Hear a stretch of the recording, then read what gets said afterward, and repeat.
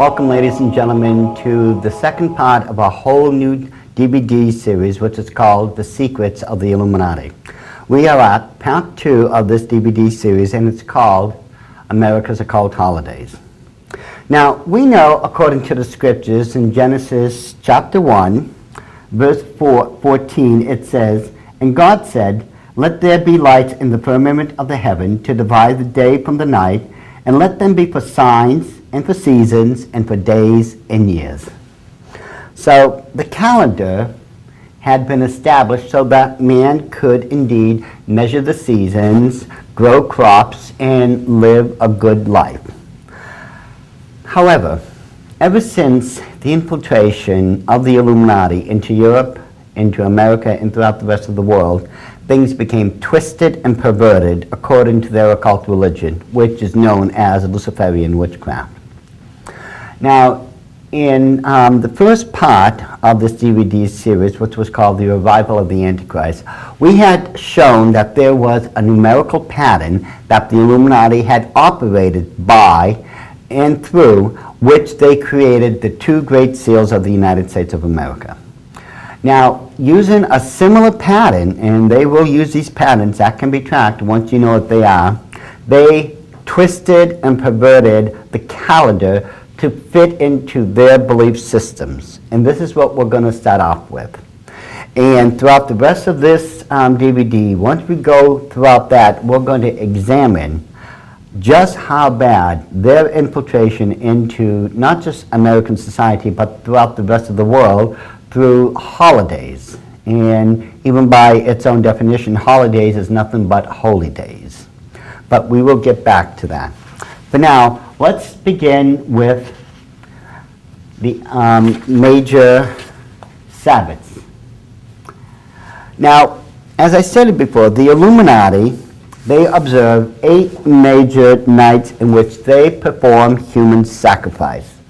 The 8 nights of human sacrifice are December 21st, which is the night of Yule, February 1st, Imbolg, March 21st, Ostara, May 1st, the night of Beltane, which is the second highest night of human sacrifice on the Illuminati calendar, June 21st, Litha, August 1st, Lunarsad, September 21st, Mabon, and from October 29th through the 31st are the nights of Samhain, or what some people refer to as Halloween.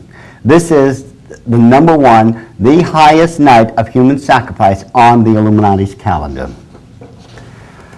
Now, there are 4 major seasonal markers that all people go by, especially those who are farmers.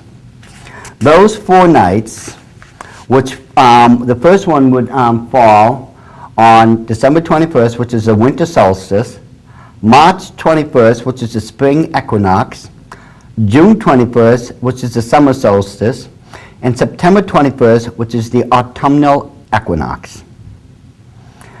Now, when we take a look at how the 8 nights of human sacrifice had been arranged on our calendar, you're going to find something very, very interesting.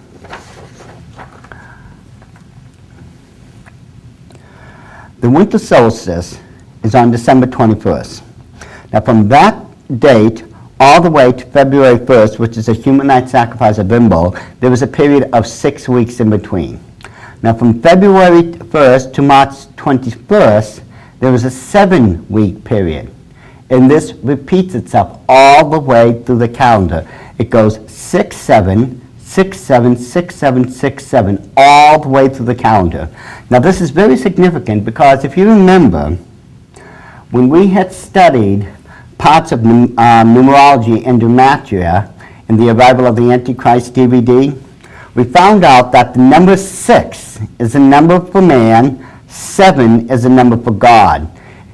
In essence, what they are doing here in their occult holidays, they are placing man above God.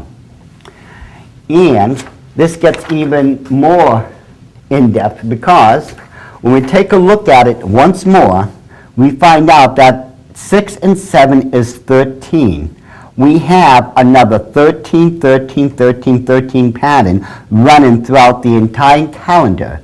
And these 13s, these multiples of 13s, if you recall, were found also on the back of the $1 bill on the two great seals of the Illuminati, which we proved were not the United States, but they are in fact belong to the Illuminati. So you can see already just through their numerical pattern and how they perverted the original intention of God into 8 nights of human sacrifice. And that numerically, it all adds up perfectly. Now, going throughout the calendar, we can find out and add other things to the calendar. Similar days that we observe. One would be Christmas, which is traditionally held on December 25th. Then we have, of course, Groundhog's Day, and then, of course, there's May Day. These three fall exactly on those nights of human sacrifice. And, of course, last but not least, Halloween. But other days had been added. The Illuminati's intention was to truly pervert our calendar and to place their sacred days on it, but they guised them. Take a look over here, ladies and gentlemen, very carefully. You'll find out that among the other days that have been added, we now have Inauguration Day, which is on January 20th. Now, interesting enough, Inauguration Day, which we have the new president take his oath of office, that was originally held in November. This was purposely brought up to January 20th so that it could fit in with this numerical pattern. Valentine's Day is on February 14th. That's been added. April Fool's Day, which is on April 1st.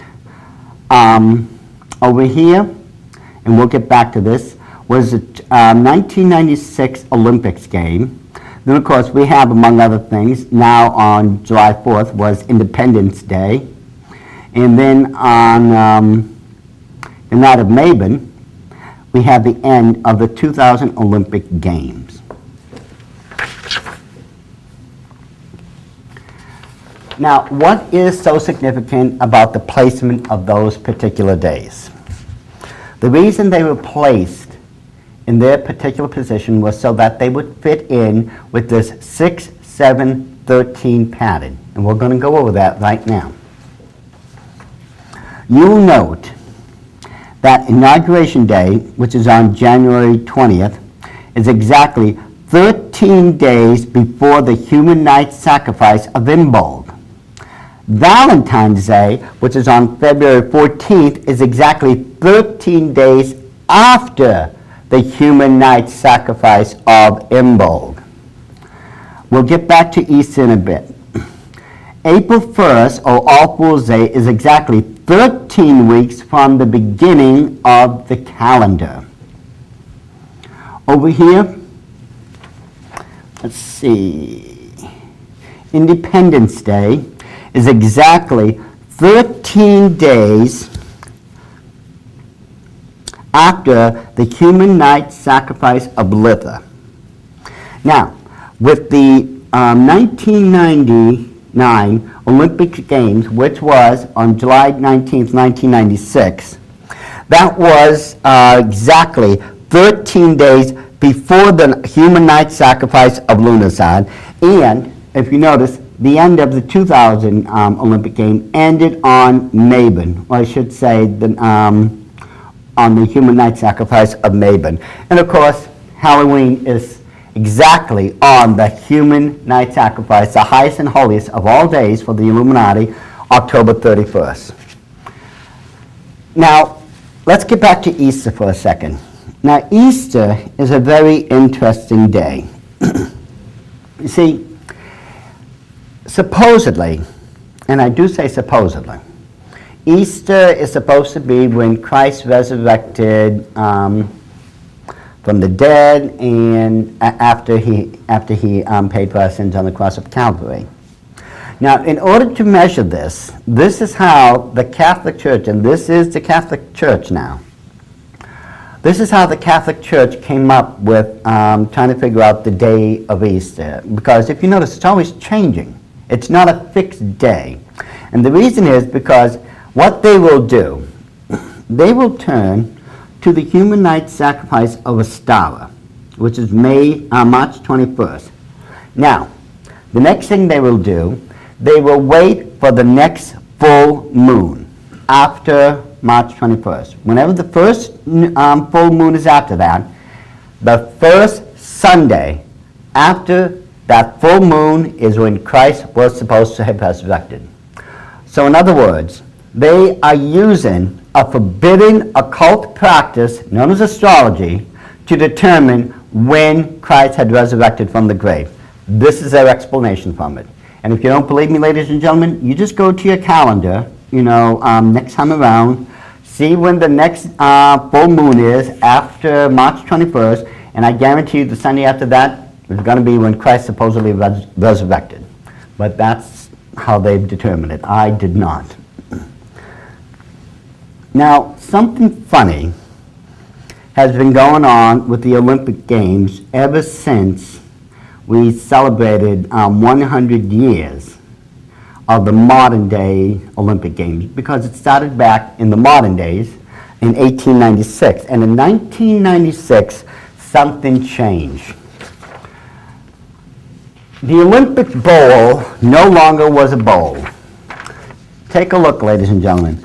At the top of that scaffolding is what the newspapers, and this is what the newspapers reported, they called this the Olympic Cauldron. Now I want you to take a good look at this, because you notice it is, first of all, a red cauldron, because it refers back to the red shield of the House of Rothschild, and it had 18 jet flames, which is 6 plus 6 plus 6, and it is properly referred to as a cauldron. This is what the newspapers called it. This is how they referred to it. And this is one of the newspapers from that time, 1996. I want you to take a look very carefully, ladies and gentlemen, because off in the distance is that Olympic cauldron. This is what was now lighting the night skies in Atlanta. It's no longer an Olympic bowl, it is a cauldron. But it didn't end there. You see, in the 2000 Olympics, well, I should say, in the 1996 one, we had something else that was going on. At the opening of the games, this might be a little hard to see, because it's black and white, but these gold creatures were being summoned up to bless the Olympic Games. Those gold creatures are actually the spirits of the Olympic Games, and they are referred to as Nikes. Now, when we get back to what else was going on, it gets very, very interesting. Now, going and taking a look at the official logo of the 1996 game, you will notice that there are 3 stars here and a crescent moon. If you recall, in the first DVD of this series, which was called The Arrival of the Antichrist, the most ancient symbol for Semiramis was a crescent moon, and the most ancient symbol for her son was Nimrod. Here we have the star and the crescent moon of Nimrod and Semiramis. And what's even more interesting is a master witch, or a third level witch, will have 3 stars and a crescent moon as their insignia, because it denotes their rank in the occult world. In the 2000 Olympic game, we have now Semiramis holding the laurel wreath. And it is Semiramis, the goddess herself. And what's even more interesting is that since the Olympic Games are Greek in origins, I ask you this: why are there 4 Roman horsemen and horses here. These are actually the 4 horsemen of the apocalypse as far as art determined. These have absolutely nothing to do with this Greek goddess. However, they were purposely placed there anyways. But it gets even more interesting because at the opening of the 2004 Olympic Games, we have these ladies dressed in virginal white, and this is what was reported now, opening up with a pagan ceremony to welcome in the spirit, of the Olympic Games, which we've already identified to as Nikes. But here we now have the ancient pagan ceremonies being performed.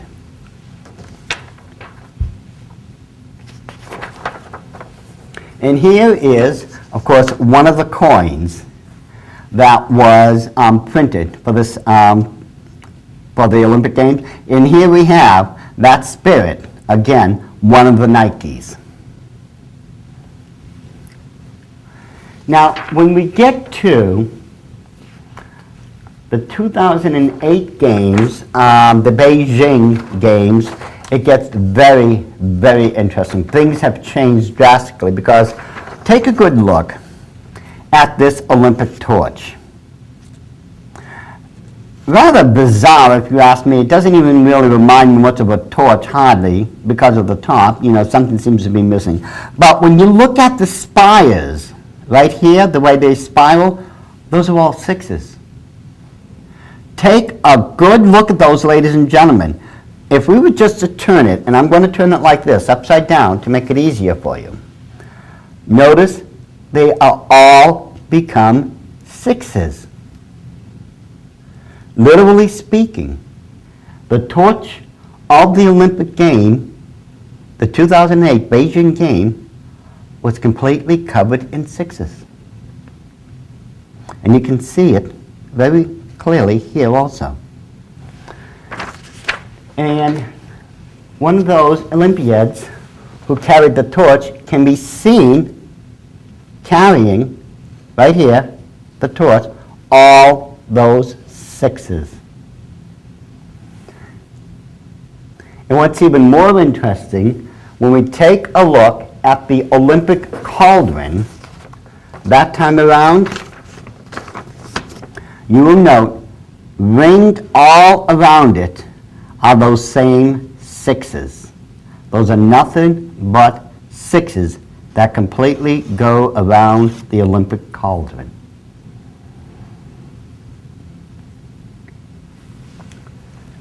Now, these represent the various logos, different colored logos, for the 2012 Olympic Games that's going to be held in London.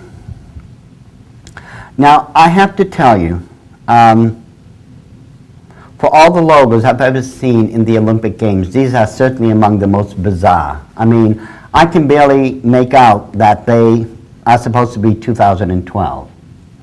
Now, when we look at the larger version of one of them, you know, it's supposed to be 2012, and whatever this centerpiece is supposed to be here. Who knows what that's supposed to be? Unless we take another look at this. Remember, this is supposed to be the 2012 logo for the Olympic Games in London.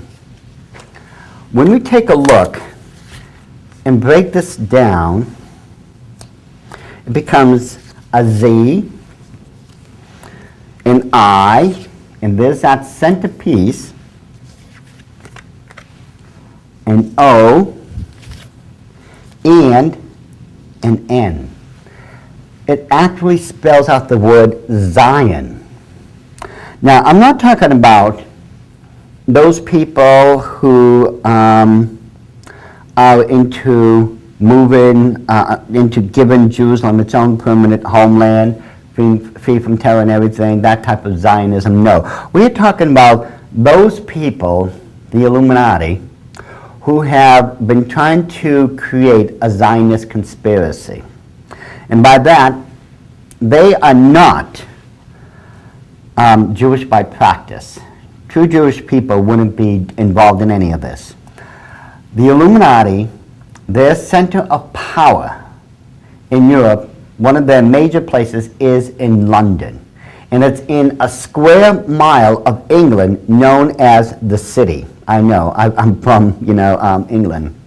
Well, anyways, it is the bankers, the ones who's actually pulled off this whole event to get the Olympic Games brought to London in the year 2012. But it is also the bankers who's trying to take control of everything through the central banks that they've established, through their religion and through their politics. And their politics involve the belief of Zionism. That's why it's been designed like this. Now, as much as they have perverted the calendar and the original intention and the pattern of it, a lot more has happened. We are now going to take a look into their Sabbaths, which they've disguised and we've embraced as Christian holidays. We're going to take a look at each and every single one carefully, and then, quite honestly, you're going to be responsible to God for all the information and the knowledge that you've just learned. I only hope that you do the right thing by it.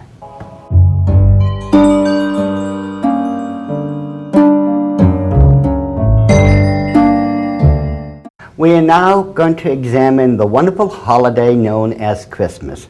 Now, what could be possibly wrong with having the spirit of goodwill towards men and all this? Well, if you understand the truth behind the Christmas story, you're going to find out that the whole thing is wrong. When I was a child, I remember when my father used to take us out to the woods, and we would take an axe, we would find a nice full pine tree, and we would cut it down, we would drag it through the snow, we would bring it in the house, much to my mother's protest, because there'd be pine needles and snow everywhere. And then we would set it up on one of those metal stands so that it wouldn't move. We made sure it was really good and solid. And we would deck it with gold and silver trimmings and everything. And of course, put the traditional 5-pointed star on top of it. And this is what most people, if they're from my generation, and most people nowadays, would have gone through that. I'm not saying that you will go out and cut down a tree. No, a lot of people like going for the artificial stuff.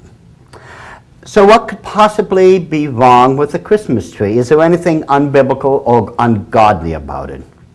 Well, according to the Bible, in Jeremiah chapter 10, we pick it up in verse 1.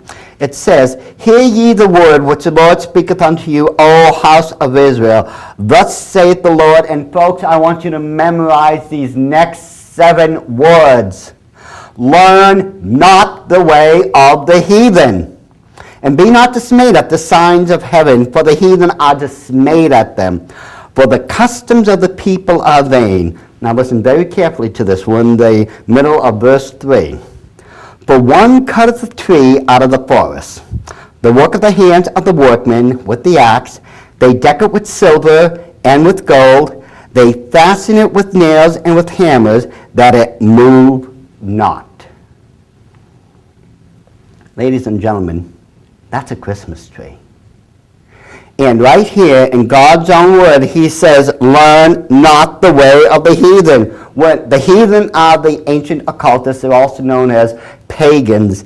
You are not supposed to be practicing any of this. God's own word makes it very clear not to be involved in this. And yet, there are going to be those people who's going to try to convince you, well, God's not talking about a tree here. He was referring to a plant or to something else. I've heard these arguments over and over and over again, ladies and gentlemen, and quite honestly, at this age, I'm sick of it. Because God's word makes it very clear. These people have gone out, they cut down a tree, they brought it home, they fastened it so it didn't move, they put all types of gold and silver decorations on it, they decked the halls with it, and this is exactly what we're doing to this very day. So don't tell me that this is something other than a tree, because this is exactly what those pagans were doing then, and that's exactly what we're doing now. And when we take a look just at one of these pictures, this is exactly what the Bible had been talking about. People had been trimming it and decking it with gold and silver and all these wonderful, beautiful items that are on it. The pagans, among other things, they would put little pieces of cake, candy, and sweet items on it. This is why to this very day we're putting candy canes and other things like that on it, because it's part of the ancient pagan practice of honoring the winter stag god. Now, as I just stated, Jeremiah makes it very, very clear that Christmas trees are not supposed to be observed. They have absolutely nothing to do with anything that is good or godly. So then the question is, why are we doing it? On top of the Christmas tree, and just about most Christmas trees, you will find that there is a 5-pointed star. Now the question is, why do we have, such an item on top of our trees? If you recall, well, there's many different candies, little cakes and offerings and such here. All this is here because it goes all the way back to Nimrod. Nimrod himself, as depicted here, this is one of the ancient depictions on a relief of Nimrod. Nimrod himself, if you remember, was the stag god. He was considered the winter god. And just like at Rockefeller Center, where they have these huge Christmas trees every year, all lit up, at the top you'll find the traditional 5-pointed star. Now, interesting enough, at the base, in front of Rockefeller Center, whose address is 666, mind you, and it's no accident, because if you've ever gone to that building, and I've seen it and been there before, the very top, these huge neon lights, there are 3 red 6s that will glow at night. But at the base of this tree is a statue, and that remains there all year. And let me show you a larger version of this. That statue is the statue of Prometheus. Now, Prometheus, if you know your ancient Greek legends, was the one who stole the fire of illumination from the gods and brought it down to mankind. So mankind now had illumination or the enlightenment of wisdom. He stole the fire from the gods. So, why are there, among other things, Christmas lights on the tree? Well, you see, there's a lot of history behind this. You see, in the old days, people from the old world, like me and others, and from the ancient days, and the people who are practicing the occult to this very day, candles would be put on top of the trees, among other things, because it was the dark times. This was a season of the year in which most of the sun was gone and it was constantly dark out. Well, candles were lit that was actually used as a beacon to the winter god, so that during the evenings he would see those lights fly over and come around your house and bless the people inside of the house in your home for welcoming him back in. This is why the candles were used, and to this very day we're still using these seasonal lights. We've got electric lights, so we've modernized the practice of welcoming back the stag god. We put them around the tree, we'll put them in the windows, and we have these massive displays outside in which these lights, according to the ancient occult practice now, is supposed to welcome back onto the earth the winter god. Now, part of the practice of Christmas is hanging, first of all, is the Yule log fire. Now this, the log inside of it is referred to as the Yule log. Now it's not called Yule for no reason at all. Remember, this is December 21st, the human night sacrifice of Yule. Now, tradition teaches us in the occult, no longer me because I'm a born-again Christian, God be praised, but tradition in the occult teaches that, first of all, the Yule log should be made out of birch. Once it has been lit and used for the holidays, you're supposed to keep one part of the birch log or the Yule log and set it aside for next year. Why you do this is because you're supposed to take that piece of the Yule log from last year and light this year's Yule log. This way, it's a constant cycle.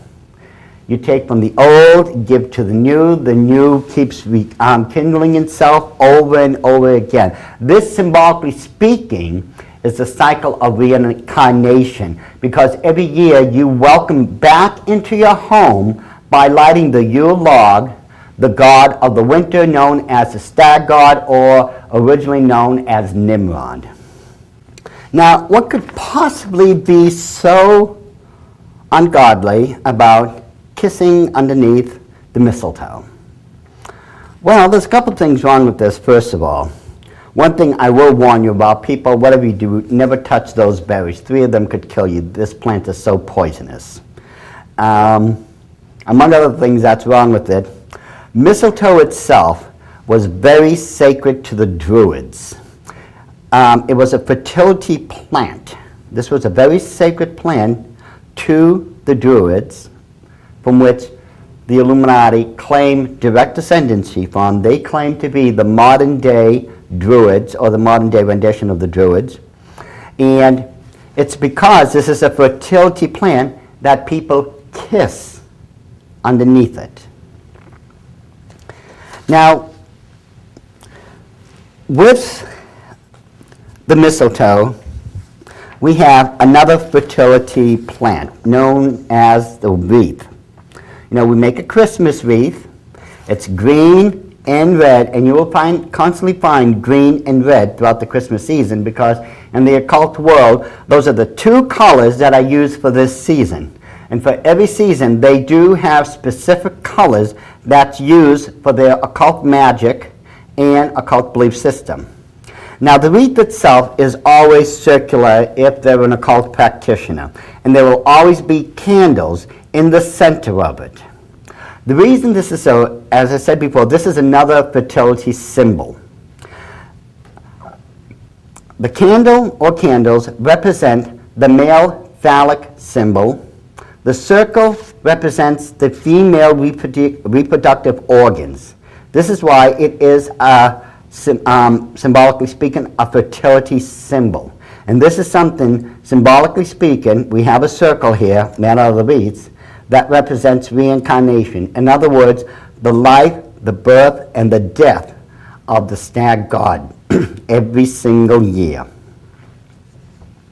And you will find that this symbol originated from the great obelisk in Egypt. Now, here is a picture of the Vatican City. You'll notice dead center is the obelisk. This obelisk here, at the very top of it, in that bowl supposedly resides the charred remains, the cremated ashes of Julius Caesar. But notice dead center is the to the side is the Christmas tree. Now, the obelisk itself, and let me explain this to you. Notice how the obelisk is here and there's a circle around it. This is a very ancient occult pagan symbol of fertility. Now, you will notice that there are sets of lines, 2 here, 2 here, and all the way around. Now, the reason the obelisk was designed in such a fashion was because it's really, in actuality, a giant heliocentric sundial. The shadow of this obelisk, and all obelisks, wherever they are throughout the world, is going to fall in a certain place depending on the position of the sun. Now, if the obelisk shadow falls within any of these 2 lines, it is another night of human sacrifice. That's why there is 8 sets of them, because the shadow will fall in between these sets throughout the year. And of course, as I said before, notice, the Vatican Church is going to make sure they have their pagan Christmas tree right here in St. Peter's Square.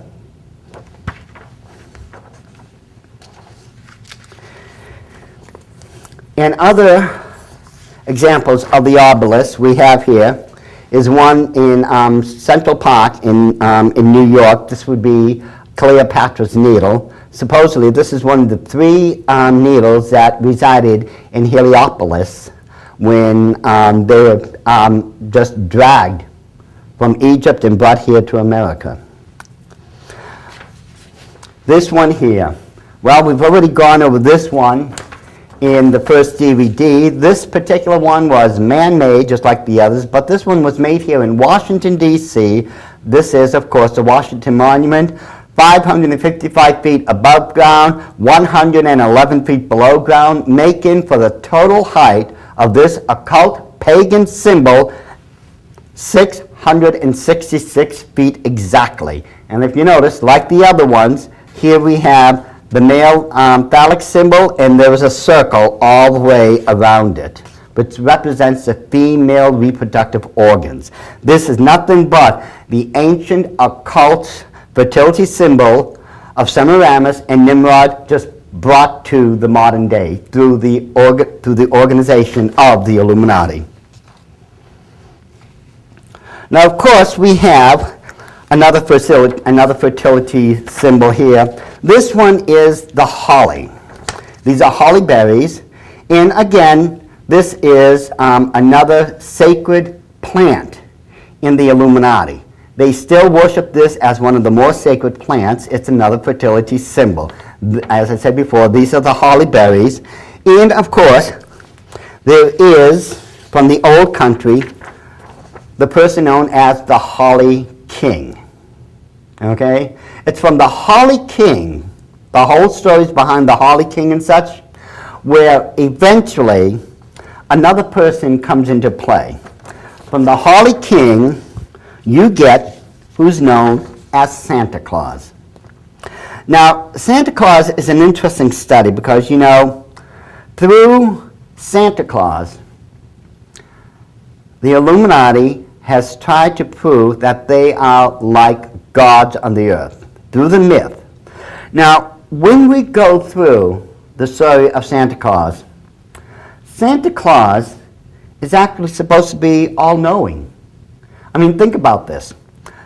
Doesn't Santa Claus know who's been good and who's been nice every single day of the year? That's one of Santa Claus's ability. He knows exactly who's been good and who's been nice, and he knows how this has worked for each individual throughout the year. Well, Santa Claus has the ability of being omnipresent, or just about, because on the night of Christmas, is he not able to traverse the entire world and literally just about be everywhere at the same time and drop off who knows how many billions of presents? Well, at least that's what the story tells us. And Santa Claus, his sleigh, if you notice, is pulled by 8 reindeers. Now, these are commonly known as stags. This is why, if you notice very quickly, people, Santa Claus is just another representation of the stag god. And it's for 8 reindeers, 8 for no reason at all. You see, 8 is the only number that if you put it on its side, becomes an occult symbol, which is the number for infinity, or the act of reincarnation throughout the year. In this case, Santa Claus. Now, here we have one of the ancient depictions of the stag god. It's one of the few bronze reliefs that we still have. You notice he has the horns as a stag, and he has this bracelet here and other things that denote him as the stag god. Santa's little helpers, and this is what really kills me, you know, rather than own up to the truth, what we've done here in America, well, we've given them a cute little look, you know. Well, these are just little helpers dressed in green and red, and they help Santa throughout the year, you know, making toys and whatnot. But you see, the traditions of most of America, of most of the holidays, come from Europe. And the true elves of Christmas were very horrible, evil little creatures. They went around and caused mischief for everyone or anyone who came across them. And the problem is, these elves have now, ever since the 40s and up to this day, because of J.R.R. Tolkien, have now become tall, slender, beautiful-looking beings with great power and all this. They've been transformed as a result of that. But the truth of the matter is, the ancient traditions and pictures do not lie. They point out to us that the traditional elves were nothing but small, demonic, imp-like creatures who caused anyone trouble who came across their paths. And there's a very interesting elf that you'll find in Scotland. It's around Argyll. This is a giant wooden elf. And if you notice, it is anything but a cutesy little, warm, fuzzy little creature. This is a horrible, evil-looking creature. And that's what they were all about. Elves, you know, only became, you know, cutesy once we decided to try to dress up the occult practice of Yule and call it Christmas and make it something palatable. And as I stated before, well, of course, over the Christmas fire, you know, the Yule log fire, well, we hang Christmas stockings. Stockings have, you know, according to the ancient practices, is where presents were left, not for the person to get, but they were supposed to leave presents there for the Yule god, for the stag god to take. But we've reversed it, and supposedly now, those are there for our benefits. People will put small gifts and items in them, and if Santa Claus determines you're bad, you get, you know, charcoal put in them instead, you know. Now, all this is where, from the occult world, the modern day practice of Christmas has come from. But the question that we need to ask is this the birthday of Christ? Was Christ born on December 25th? And if not, whose birthday is it? Now, when we turn to the book of Luke, we're going to get a major clue as to whether or not Christ was born on the 25th of December, let alone during the season. According to Luke chapter 2, and it goes from verse 1 to verse 5, it says, "And it came to pass in those days that there went out a decree from Caesar Augustus that all the world should be taxed. And this taxing was first made from Cyrenius, was governor of Syria, and all went to be taxed, every one into his own city. And Joseph also went up from Galilee, out of the city of Nazareth, into Judea, unto the city of David, which is called Bethlehem, because he was of the house of the lineage of David, to be taxed with Mary, his espoused wife, being great with child." Okay?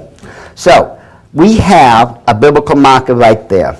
There was, historically speaking, and we can prove this, a taxation from Caesar Augustus. Now, according to the ancient records, this taxation happened during the month of September. Now, let's just keep that in mind as we go along. Picking it up, chapter 2, verse 8, it says, and this is very important, "And there were in the same country shepherds abiding in the field, keeping watch over their flock by night." Now, There are shepherds out in the field right now, and they're watching over the flock. I have spoken to many Jewish friends of mine and to rabbis I've known about this passage. My friends who have lived on kibbutzes have told me that the sheep that shepherds watch over in the fields around that part of Judea and such, the sheep are never brought out of the field until the end of September, and they say usually no later than the second week of October, because it gets too cold out there for the sheep to survive in. So it's around that time of the year that they will bring the sheep in. And the rabbis have told me a similar story. They all say right around that same time. So, two things we can conclude so far, safely as far as I can see it. The timing of the taxation, and according to people who live there in Judea to this very day and in the past, who have spoken to me and who have been eyewitnesses, says that's the time of the year when they bring the sheep in. It's not after October or, the middle. It's not after that. It's before it, and usually that is somewhere around the end of September or around the beginning to the mid part of October. So we know that that's when the timing of the shepherds had to have been, right around that time. Now, we find out another interesting thing in the Bible. We have to pick this up going back to Matthew chapter 2, and we started in verse 1.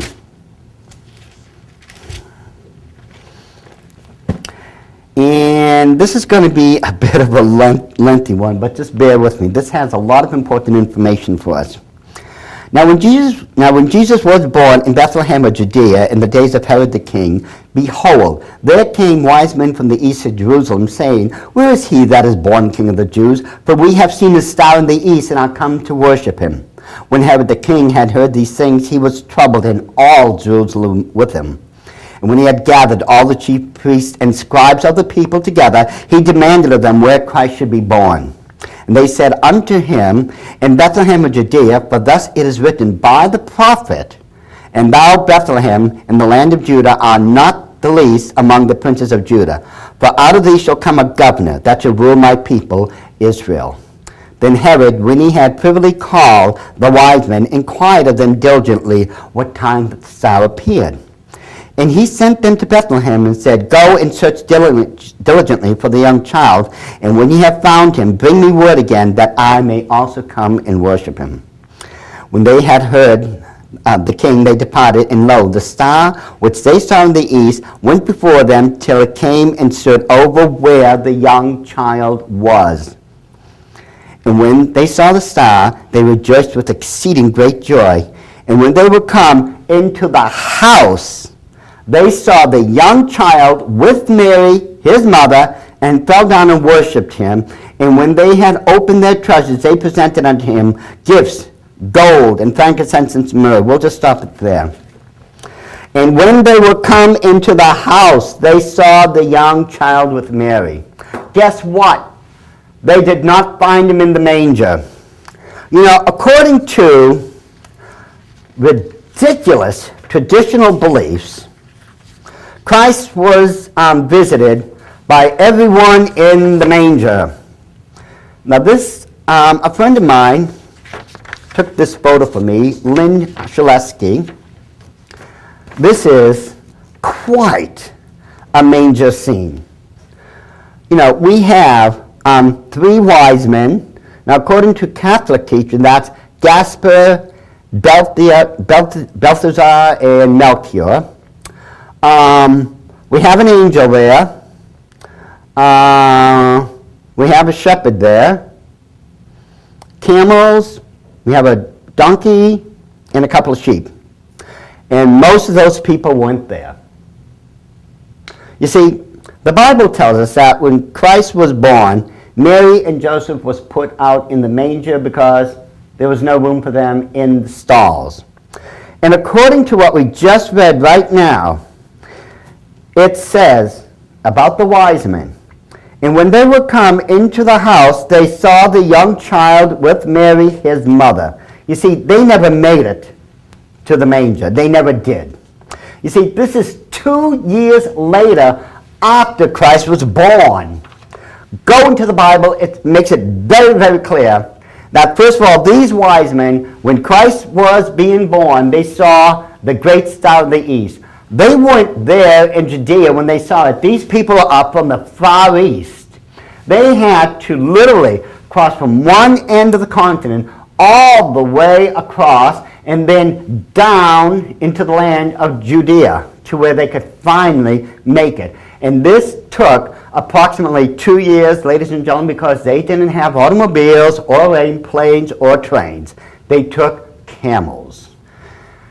And they formed a giant caravan.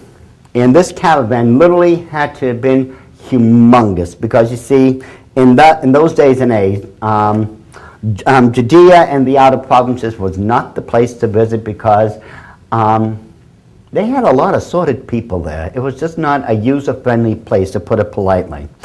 So the wise men, and it was more than three, because they had to pool their resources together, first of all, and get permission from whatever potentate they were under authority, and they had to leave and make that 2-year crossing with a huge army by their side so that they would be protected. Now, they would go to the region. They had, remember, gifts of gold, frankincense, and myrrh. And when they got to Christ, it was 2 years later, and then they presented him with the gifts. And it is 2 years because if you recall, further on in the Bible, it said that Herod was so upset that he could not find out from the wise men where the baby Jesus was because he didn't want to worship him. He wanted to murder him. So, once the wise men had told him what had happened, he knew that Christ was 2 years old at this point, which is why he told his soldiers to go out into Jerusalem and kill all the 2-year-old male children. From 2 and under, they were all supposed to be butchered. That's why it was 2 years old, because of the timing. This is what was going on. Christ was 2 years old at this time. The wise men had informed Herod how long it took them to get from one end of the continent to where they were now. And so all he had to do from that point was just tell his soldiers, kill all the male children 2 and under. So the question then becomes, if it wasn't the Lord's birthday, whose birthday was it? If you recall, back in our first DVD of this series, we found out that Semiramis and Nimrod had a child known as Tammuz. And Tammuz was supposed to be the reincarnation of Nimrod because he had been killed. Now, Tammuz's birthday, according to the ancient records and everything, Tammuz was born on December 25th. Now, according to occult practice, remember, Yule is the night of December 21st. It's the longest winter night for the year. And it is on this day that a night of human sacrifice occurs. What had happened? In order to marry this new movement of Catholicism into paganism, they took December 21st, moved it up to December 25th, the birthday of Tammuz.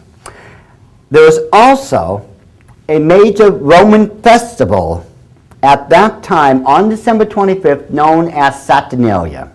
Saturnalia was a big festival in which, there would be these huge parades of people going through the cities and to the heart of Rome. They would be dressed in their finest outfits, and they would be bringing offerings and gifts and everything. And there'd be, a lot of wine drinking. There'd be ham and birds being served as parts of the banquet. And gifts were actually being given to all the people. And there was a lot of wine and merriment. Well, you know what? The same thing goes on to this very day. Aren't we giving, these Christmas gift offerings, and aren't we, still having the Christmas ham, and aren't we giving gifts to one another? And don't we still have, these long Christmas parades? I think they're called, they're in New York and other places. We have these huge parades.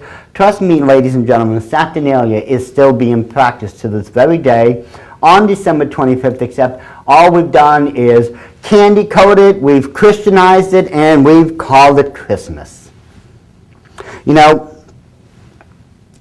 When we take a look at this ancient relief, this is whose birthday we're celebrating. This is one of the most ancient and one of the few reliefs we have of the god known as Tammuz.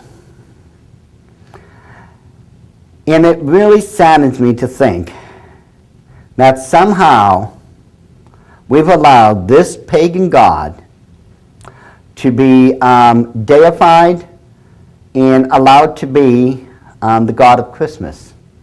We, instead of having absolutely nothing to do with this pagan occult festival, we're actually worshiping the ancient god known as Tammuz.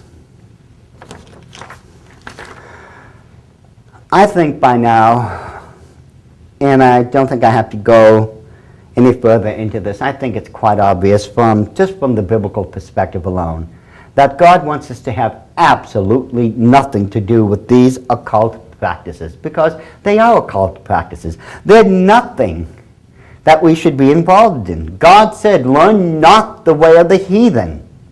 And over in Corinthians, he strictly tells us not to go after the traditions of men, because that's all these are. We find out from the scriptures, only Mary, Joseph, and the shepherds and some animals made it to the manger. The angels, believe it or not, had already made their proclamation to the shepherds that Christ was born, and then they left. They didn't make it to the manger.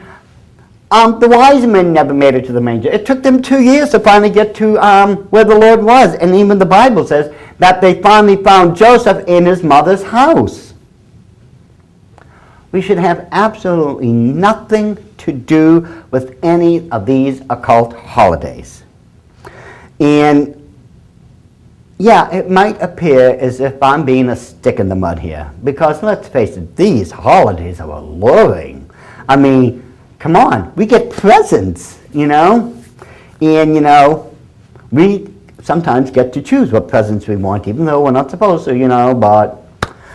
So it's very alluring, because, as I've told people time and time again, there is a beautiful side to evil, and it's a very, very seductive one. It will twist and distort your reasoning and deceive you into believing that these things are indeed Christians, but they are not. Scripture warns us that the deceit of the enemy is so strong, it could even deceive us, the elected children of God. So I'm going to leave it up to you, ladies and gentlemen, because let's face it, you are responsible for this knowledge now. It's between you and God, but I would tell you right now, I would get rid of this occult practice as soon as I could, because the longer you allow it to stay in your life, the harder it is for you to get rid of it.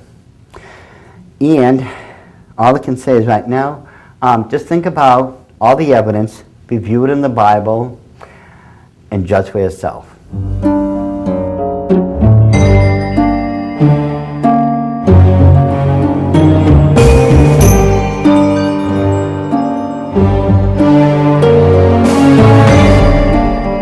The next occult holiday that we shall be examining is Easter. Now, of course, everyone knows the story that somehow the Easter Bunny delivers Easter eggs throughout the world, and for the Christian, this is supposed to be the day of the year in which Christ died. Oh my goodness, we just never seem to get these things right. I mean, I know we just finished Christmas and examining the time of Christ's birth. Now we're going to have to examine the time when he died and everything else in between. You see, Easter itself goes all the way back to the days of Nimrod and his mother Semiramis. Now here's one of the most ancient of all statues that we still have left of Nimrod. And for those of you who wants to do a real scriptural, in-depth analysis of this, especially from an academic perspective, in the scriptures, Nimrod is also identified, we believe, as Sargon the First. So keep that in mind if you really want to take a good look into the life of Nimrod. And as I said before, his mother was Semiramis. Now, after Nimrod had been put to death by his uncle for starting witchcraft to begin with, his mother, Semiramis, took the whole religion and moved it underground. Well, she was a smart cookie about it. You know, this way, at least, for now, she'd be protected. Now, according to the stories, the ancient stories from the Babylonian Talmud and other sources, and these are still taught in the occult world to this very day. One day, after Semiramis had died, a huge multicolored egg had fallen out of the heavens and landed in the Euphrates River. The egg washed ashore onto a pile of wicker reeds, and out of this egg and her newly reincarnated form was Semiramis as the goddess Easter. Now, a lot of people think it's pronounced Ishtar, I-S-H-T-A-R. People check the Babylonian Talmud. Once again, it is properly pronounced to this very day, Easter. And accordingly, as the story goes, whoever found Semiramis' egg first, they would receive a blessing from the goddess. Okay, this is the story of how Queen Semiramis came back in her reincarnated form as Easter. Remember, her son, Nimrod, had come back in the form of Tammuz through the act of reincarnation, and she supposedly had the power to do the same thing. Remember, her son was not just a king, but he was a god. Ergo, she was the queen, and since she was the mother of him, she had to have been a goddess. This is, I know it sounds a little silly, but this is how it kind of came about. But anyways, so we now have the resurrection of Easter, Semiramis into Easter, who is now known also, occultically speaking, as the spring goddess.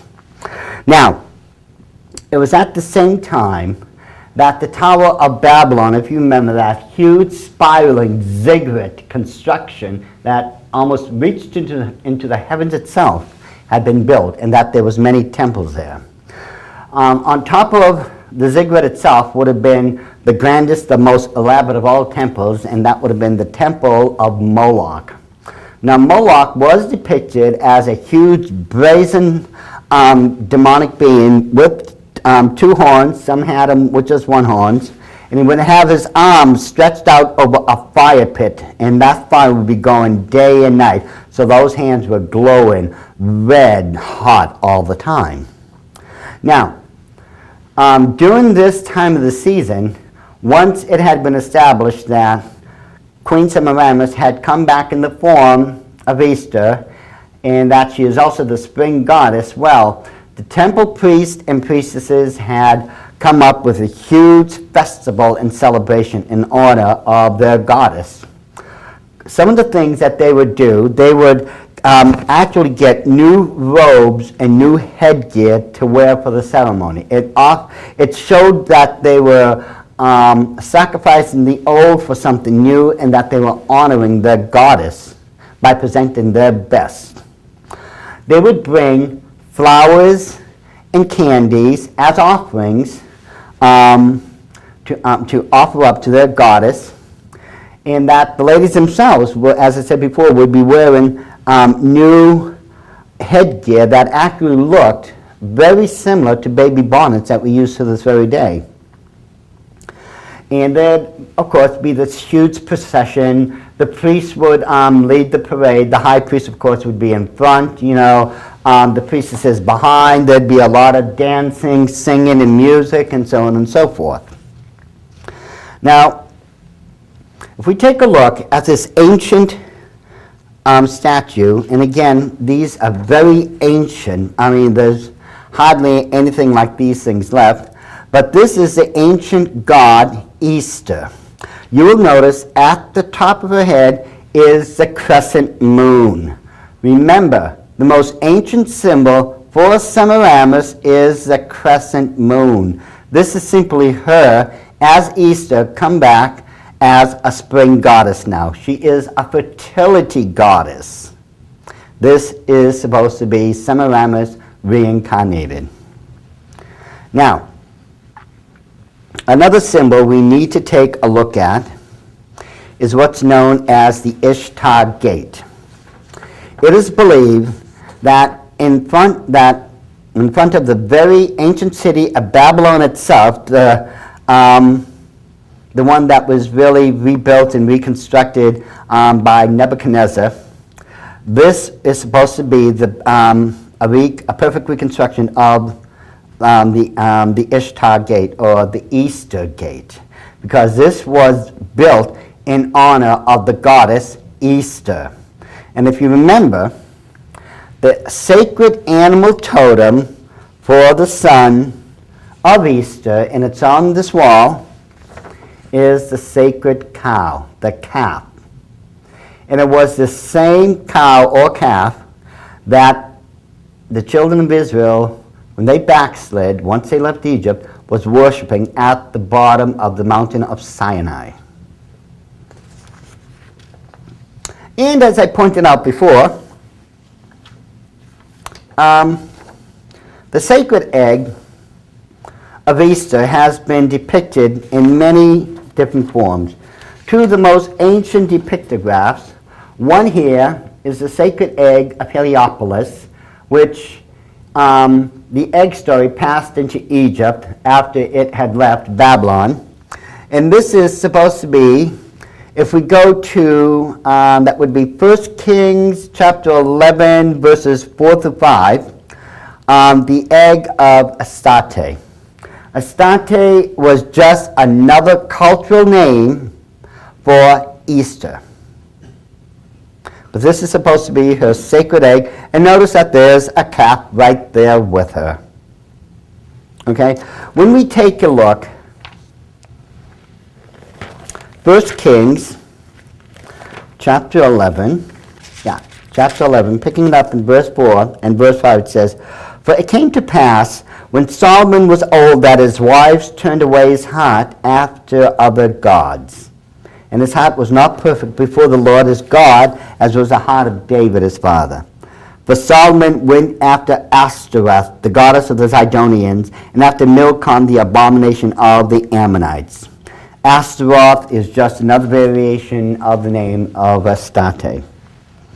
So you see, even as wise as Solomon was, when he got old and he just didn't have what he used to, he backslid, because he, at this point, combining his wives and concubines, there was more than 1,000 of them. I mean, they was just constantly telling him, we'd like to worship our gods, we want you to worship with us, blah, blah, blah, blah, and, the guy was just too old to put up a fight. He was worn down. Anyways, so I think it's very easy to see where we get Easter from, because when we take a look at this, well, we have all types of all type of Easter things going on to this very day, don't we?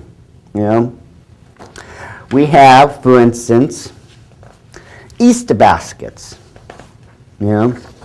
This one really makes me upset, because Dead Center, we take a good look, well, there's supposed to be the cross of Calvary there. Well, guess what? Easter has absolutely zero, zilch, nada, nothing to do with the death, the burial, and resurrection of Jesus Christ. Absolutely nothing. I once asked a Catholic priest, well, how do you explain the chicken egg and the rabbit?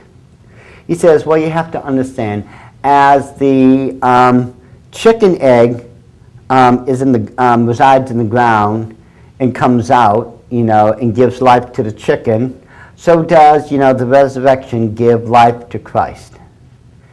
Well, I still didn't get an answer on the bunny rabbit. I think you just missed that one, but that's what I got out of it. Anyways, just to review some of this. The reason, first of all, there is a rabbit in this story is because, remember, Easter, or Semiramis, is considered to be a fertility goddess. Now, if you look at any of the ancient statues of her, such as this one right here, this one, as a matter of fact, happens to be another cultural statue of Semiramis. This one is Diana of Ephesus. You will notice that she is a many-breasted goddess here. The reason, because she is a fertility goddess. That's why, symbolically speaking, they chose the egg to represent her, because the bunny is the fastest procreating creature on God's earth. I mean, you look at the poor thing, and it's delivering more rabbits and more rabbits just like that. That's why the bunny was chosen for the Easter story, because it represented, symbolically speaking, the fertility goddess. In this case, this would be Diana. But of course, counterculturally speaking, there's others. As I said, Semiramis, she'd be known as Easter, Astarte, Osteroth, Diana, and so on and so forth. And the Easter bunny is quite an interesting fellow in and of itself, because with this particular picture that I have, I could not resist bringing this one. I mean, the poor bunny looks as shocked as I am about Barack Obama, because at this point, if you notice, I did not say president, because I don't even know if the guy is legal or not. As far as I know, he's illegal. But that's another story in itself. I mean, but this poor Easter bunny looks about as shocked about it as I do. Now, of course, there would be Easter eggs in this story. Remember, it was that huge multicolored egg that fell out of the heavens and landed in the Euphrates River, washed onto a pile of Easter, on a pile of wicker reeds, and out of it came Semiramis. Now this is where we got the Easter basket from, was from these wicker reeds. The Easter eggs that we have nowadays came from the multicolored egg of Semiramis or Easter. Take a look at this egg.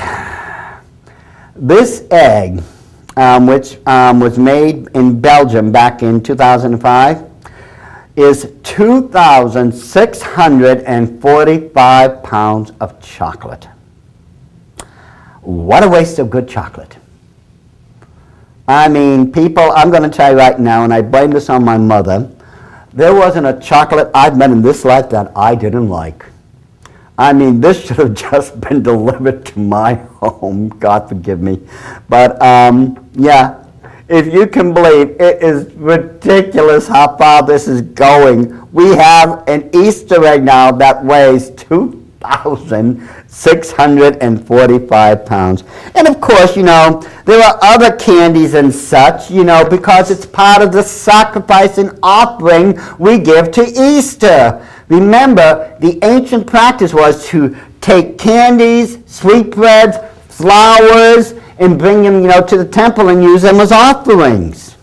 And at the top of the temple, if you recall, was the god Moloch. Look at how this poor infant child is cradled in his arms. What it does not show is the fire and such that was consuming that poor little child in an absolute agonizing, torturous death. This is who, these people, among others, were worshiping at the Tower of Babylon. And if you check the Bible very carefully, God tells us not to allow our sons or daughters to pass through the fire. This is what it was talking about. We are not supposed to, you see, because it's, if the children were babies or infants, they would be put on the hands of Moloch. But if they weren't, they would be thrown into the fire pit. And if they could walk through it and get out alive, they couldn't be touched. This is what the Bible was talking about when it said, do not allow your sons or daughters to pass through the fire. And this was done in one particular area known as the Valley of Hinnom. And this, if you look over here, to the left-hand side would be, where the Wailing Wall is. But from this area all the way over is the ancient area known as the Valley of Hinnom. And this is where the practice of making one's sons or daughters pass through the fire to honor Moloch was going on. Now, according to myth, it's an interesting little myth, I won't get into it right now, but the ancient founder of Athens was supposed to have been Cecrops. Okay? Cecrops would have founded Athens right around 1500 BC. Now, in Athens and other cities of the ancient world, they would be celebrating and having these huge festivals and parades going down the streets, honoring the gods and such. And during this time of the year, when it was time to honor Easter, among other sacrifices and things that they brought to honor her, we call, and we will find this in the Bible, believe it or not, hot cross buns. Now, let's face it, these things, oh my goodness, folks, you just give those to me hot and warm, I'll put a ton of butter on them and, prove to you why I can clog my arteries faster than anyone else alive. But the thing is, you see, these things you can find actually mentioned in the Bible as far as, the hot cross buns and how they came about. Now, if we go over to Jeremiah chapter 7, and picking it up in verse 17 through 20, I want you to listen very carefully to what it says here. Because you see, this was actually a family affair. To create these offerings, to offer them up to the goddess, was a family affair. It says, seest thou not what they do in the cities of Judah and in the streets of Jerusalem? The children gather wood, and the fathers kindle the fire, and the women knead their dough to make cakes to the Queen of Heaven, and to pour out drink offerings unto other gods, that they may provoke me to answer. And it goes on and go on, but, look this up, folks. Because you see, when you look up the Hebrew word for cakes, the word is kavan, okay? And it literally does mean buns. It really is directly referring to this type of small baked buns or small baked breads. This is exactly what it's talking about. Check the word out. It's kavan. And bring it up. Let's see. Jeremiah chapter 44. Let's go over here. Verse 19, it says, and when we burned incense to the Queen of Heaven and poured out drink offerings unto her, did we make her cakes to worship her and pour out drink offerings unto her without amen? Verse 25. Thus saith the Lord God of hosts, the God of Israel, saying, ye and your wives have both spoken with your mouths and fulfilled with your hands, saying, we will surely perform our vows that we have vowed, to burn incense to the Queen of Heaven, Semiramis, and to pour out drink offerings unto her. Ye shall surely accomplish your vows and surely perform your vows. This is who the goddess they were talking about was, and this is what they were doing constantly throughout the Bible. You'll find when they're talking about the Queen of Heaven, they're making these cake offerings and other cake offerings and who knows what else. But this is what they were referring to. These are the kavan, or the hot cross buns that we make nowadays to honor the goddess. I know that we don't do it for that reason, but that's exactly what we are doing. And if you recall, as I said before, There was, the new priestesses would actually make bonnets for their heads. And this, believe it or not, it looks just like a baby's bonnet, doesn't it? And this here is an Easter bonnet. It's something very similar that the new priestesses would be given on Easter when they were getting all their new clothes and robes and such and headgear to honor at the top of the Tower of Babylon Easter. And this would be very similar to the bonnets that they did wear. Now, the big question I've always tried to ask people, you know, why are you doing this? I mean, I know it's traditional, but when you look at the truth of it, I mean, people, let's face it, this is exactly what the Bible warns about. This is nothing but occult practice. And you see, in Ezekiel, and I'm going to show you one last thing, well, got a couple of other things, but let's go over to Ezekiel.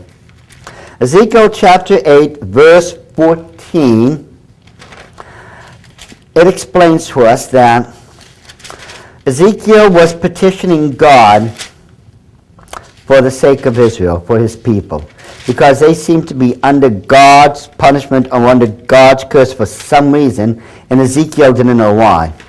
So God took Ezekiel and was bringing him to various places throughout Israel and such, and at this point they are in front of the gate, in front of God's temple himself now. And this is what it says. Then he brought me to the door of the gate of the Lord's house, which was towards the north, and behold, there sat women weeping for Tammuz. Nimrod was supposed to have come back through the act of reincarnation as Tammuz. Now Tammuz, when he was 40 years old, was killed by a wild boar when he was out hunting. For this is where, in this verse, for the first time, you will find reference to what we now call, at least the Catholics practice, and call Lent. You see, Lent is 40 days in its period. Every single one of those days is supposed to represent one of the years of the life in Tammuz. There was 40 years in his life, so there was 40 days of Lent. Ladies were weeping and wailing over the death of Tammuz. They weren't eating, they were fasting, they were giving things up. Well, this is what they do in Lent to this very day. And right after Lent, well, we celebrate the Easter banquet. We have an Easter banquet where the traditional meal is still a ham. Well, symbolically speaking, by eating the ham, you're eating and killing the boar that killed the god Tammuz. That's why you have this. It's a ridiculous belief, but believe it or not, it goes on to this very day. Now, let's go over here to John chapter 20, verse 1. We're about to wrap this up. And I'm going to ask you a question before I start reading it. We have, well, I don't have it, but a lot of Christians and even Catholics practice sunrise services. Now, supposedly, as tradition tells us, Christ was supposed to rise, from the grave as the sun was rising over the horizon and all this type of stuff. That's why they have sunrise services, Well, it makes common sense. That is, until we find out the truth of the Bible. Did Christ resurrect at sunrise or as there was light out? Let's see what John chapter 20 verse 1 says. The first day of the week cometh Mary Magdalene early, when it was yet dark, unto the sepulchre, and seeth the stone taken away from the sepulchre. Guess what, folks? It was dark outside. The Bible does not say light, it does not say sunrise, it does not say noonday. It says it was dark outside. And I think God knows the difference since he created the day and the night. The reason we believe that it was we have these sunrise services, well, at least those people who practice it, is because Easter, the goddess Easter, was supposed to have come back during the rising of the sun. And when the sun had risen up, supposedly her egg had fallen to the Euphrates River. And according to the custom, after the priests and priestesses and all the followers were done at the Tower of Babylon, they would all disperse out throughout the entire land to try to find the sacred egg of Easter so they could receive a blessing. Oh, and by the way, this is where you got the Easter egg hunt from. That's how it happened. But trust me, that sunrise service only came about because of Easter, the goddess Easter, because it wasn't Christ. Here it clearly said, when it was yet dark. John chapter 20, verse 1. This is another one of those paganized holidays which the Illuminati was able to candy coat and Christianize and thrust it onto us, and we accepted it. I mean, come on, folks. We're supposed to be born-again children of God. We're the ones who are supposed to know better. And the scripture makes it very clear so much of these practices that had happened then still going on, and we ourselves allow it. For once, ladies and gentlemen, please, let's stop the paganization of Christianity, and by doing so we can stop the paganization going on in America, because I'll guarantee you right now, if we don't, the scriptural prophecies pertaining to the occult taking over the whole world is going to happen faster than anyone here can imagine. Mark my words, ladies and gentlemen, if you don't get rid of this occult perversion out of your life, you are never going to truly be able to be blessed as a born-again child of the King.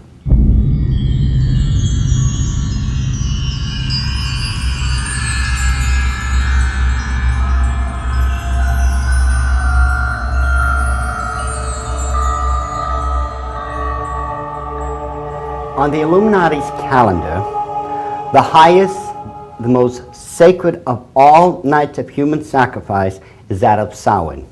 Now, the nights of Samhain are observed from October 29th through the 31st. October 29th is the first day of Samhain, and the second day of Samhain, and it wraps up on what you would call Halloween, the third night of Samhain. Now, Samhain is the Celtic lord of the dead. He is depicted as a stag god. He always has been depicted as a stag god. This is just how they practice in the occult. Now, this is one of the very few remaining reliefs of the stag god that is still out in the open for anyone to see. This is, of course, this one is in the British Isles, and this one in particular, this would be the stag god, but he's also known as Cernunnos. Okay, that's one of the Celtic names for Samhain. Now, one of the statues of Samhain is, as I said, depicted as a stag god. You notice the antlers and everything. Now, the stag god of the occult world, as has already been pointed out, is nothing else but Nimrod. Nimrod was eventually depicted as a god that had one horn like Moloch. Some depicted him as having antlers like this stag here. This is just one of those ancient representations of the stag god. Now, during the nights of Samhain, and the nights of Samhain came about because of an ancient nomadic people known as the Celts. Now, the Celtic people came into the British Isles and throughout Ireland, Scotland, that entire region, around 900 BC, and basically held all sway and authority in those regions till up and around 900 AD. So almost 2,000 years there, they were in control of that region of the world. Now, the Celtic people, these warrior nomadic people, had a priestly class like just any other major culture you can think of. Their priestly class was known as the Druids. Now, from the Gaelic, Druid means men of oak. This is why the oak tree is still the most sacred tree in the Illuminati world.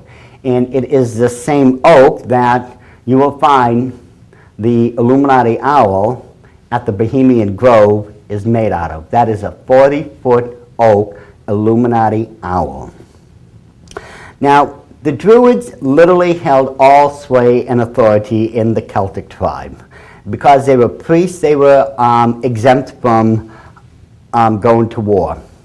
But part of their duties of being a priest was they were supposed to read the entrails of animals and tell you if it was a good time to go to war or if it was a bad time to go to war.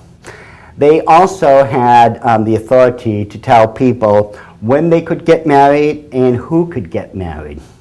They could tell you if a person was and should be allowed to hold some type of officer or some type of authoritarian position within the tribe. They could tell you who could and who could not be allowed to worship at their temples. Now, one of the most ancient of temples that still exists today is that of Stonehenge. Stonehenge is a megalithic stone circle. It was at places like these that the Druids would go and worship their stag god. Now this happened 8 times a year on the major Sabbaths and the minor ones. Stonehenge is difficult to date. The archaeologists, as far as they understand right now, it probably dates back to somewhere around 3000 BC and was built in 3 consecutive building orders. You know, first it was a smaller part, and they built it out, and they built it out again. Now, Stonehenge is made out of a rare blue granite material that can only be found, I think it's about 70-something miles away in Scotland. And the problem is, how did they get something that weighed over 4 tons, some are even up to 10 tons, I believe? How did they move something that heavy, all that distance, over the river and over the grounds to where it resides now? Now, of course, there's various myths and legends, you know, my country. One in particular that says the most powerful wizard in history, Merlin, actually summoned, you know, those great megalithic stones and, you know, made Stonehenge. Well, it's a fanciful tale, but that's all it is. The one interesting thing about Stonehenge, aside from the fact that it's not just a temple complex, it's also an astrological observatory, and it's also the place where the Druids practiced the rites of human sacrifice 8 times a year. Archaeologists have already unearthed underneath Stonehenge more than 4,000 human skeletal remains. Now, Stonehenge, believe it or not, is a small stone circle. There were literally, there were hundreds throughout that region, and one of the biggest ones, and part of it still exists today for people to look at, is the one in Avebury. The one in Avebury is more than a mile in circumference. Now, if Stonehenge is a small one, you can only imagine how many bodies, human sacrifices, the remains must be under Avebury. But anyways, on the nights of Samhain, Druids would gather at Stonehenge, and they had previously taken gourds or turnips. In America, we use pumpkins, and hollowed them out, and they would fill them up with human fat. This fat had been gathered from previous human sacrifice offerings to the various pagan gods of the Druids. Now, they would take these items, set them aside. Then they would take out these huge cauldrons and put them over a fire pit, and they would light them. And these cauldrons were filled with an apples-like substance, you know, almost like apple juice, or a mead is really the closest thing to it. And they would light those fires, and then they would take these turnips, these gourds, in America we use pumpkins, and they would go wandering out throughout the countryside to various homes of nobility, such as dukes, marquises, they'd visit this castle, this manor, and they would literally walk up to these doors and bang on them and scream out trick or treat. For those inside the home, this literally sent a wave of absolute terror throughout their bodies, because if the Lord of the Manor cooperated with the Druids and gave them a treat, they would take one of their own household servants, and if they had no servants, they would use one of their own household members, one of their families, and give them over to those Druid priests so that they could be used as a human sacrifice offering that night. Now, as a reward for the treat, the Druids would leave one of those pumpkins that had been previously filled with fat on the front door and light it. This was supposed to protect everyone inside of that house, that mansion, that manor, from all the demonic forces that they would be summoning up during the nights of Samhain. Now here's the trick. If you did not cooperate with the Druids and give someone over for a human sacrifice offering, they would paint a 6-pointed star in blood with a circle around it on the door. This is the foulest, most evil of all symbols in the occult world. There's nothing that can even come close. You need this symbol to literally call up a demon into this plane of existence. This is known as a hexagram. It's a 6-pointed star with a circle around it. Usually that night, someone would be driven to their death from fear of everything that would be summoning up. They would be being attacked by demons, having these visions and everything. They would literally be driven to their own death through fear. Now, after many hours of wandering about through the countrysides, the Druids would come back to places such as Stonehenge, and this is where they would begin to have their version of fun. They would take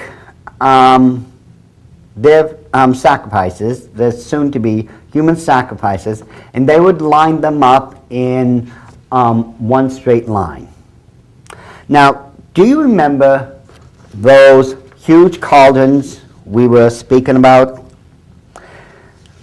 It would be cauldrons such as these huge cauldrons that had been previously filled up with that apple cider or mead-like substance, and the Druids would take apples and throw them into these cauldrons. Now, I want you to think of something first before I continue. The boiling point of a liquid in this case is 212 degrees Fahrenheit. Literally speaking, it could melt the flesh right off of you. And so what the Druids would be doing, they would be taking apples and throw it into those cauldrons. Then they would take one of those people and bring them up to the cauldron and say, now if you can take one of those apples out in between the teeth on the first try, we will let you go. Now think about this. How many of you would actually take the opportunity to try to grab one of those apples in between your teeth so that you could leave alive? Well, at first most people would say, sure, I would do it. But you have to remember also, that cauldron has been boiling away for hours and hours and hours. It has reached the boiling point of 212 degrees Fahrenheit. It could literally melt the flesh off of you. Now, would you dip your head into that cauldron? And most people would say no. However, most of those poor victims back then did it. Because you see, that would be the only chance that they had of escaping and living. There was no other choice. If they wanted to have a chance to live and go back to their families, they would take it. Of course, the problem would be, once they dipped their heads into that liquid, I mean, oh my goodness, medically speaking, from my medical background, I can tell you the damage was horrific, you know. Not just the third-degree burns and the scarring alone that would happen afterwards, but the 212 degrees liquid going into the ears would give them permanent hearing loss. Into their mouths, they would have respiratory damage for the rest of their days.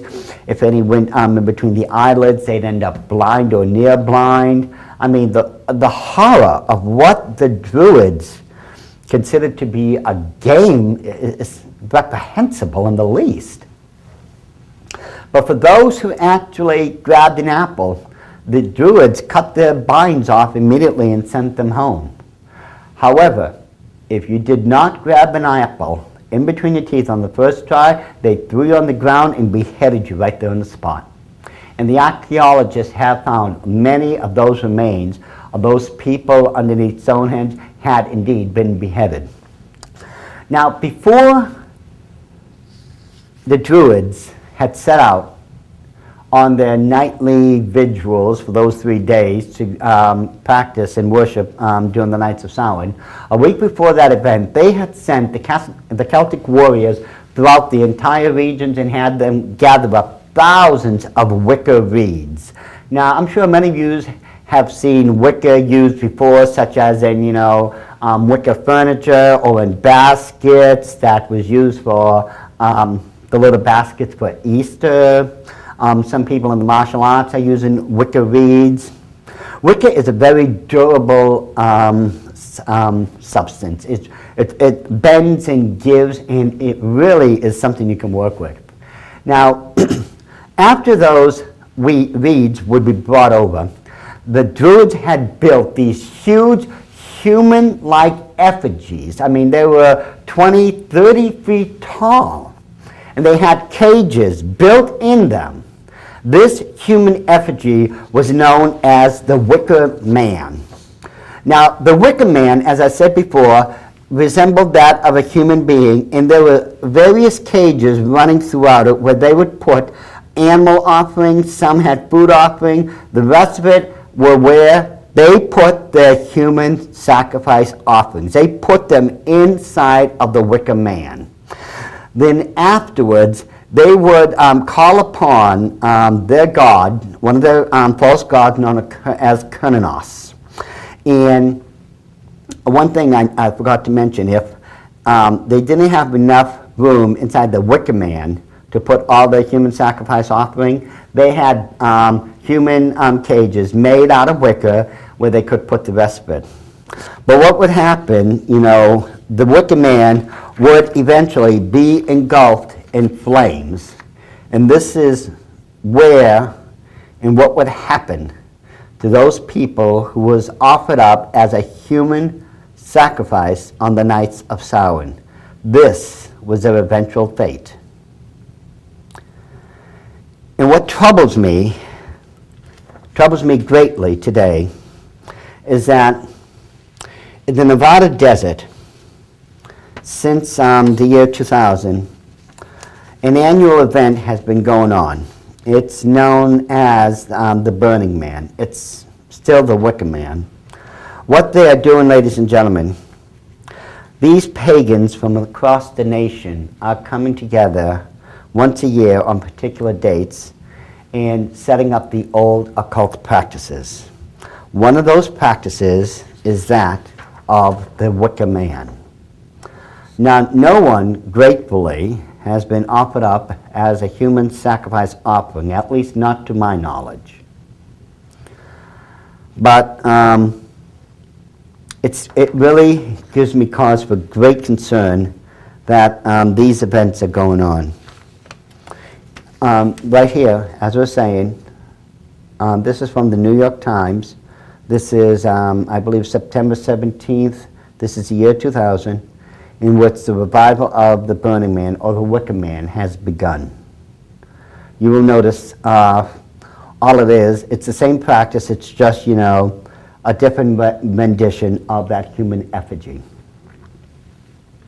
And yes, it does give me cause for concern, because among other things, where these people are gathering, the ancient animal, the totem animal for Nimrod, the golden cow, has also been reconstructed.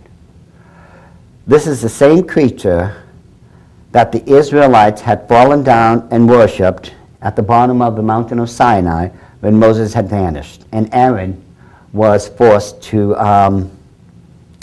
make a golden cow for the people to worship.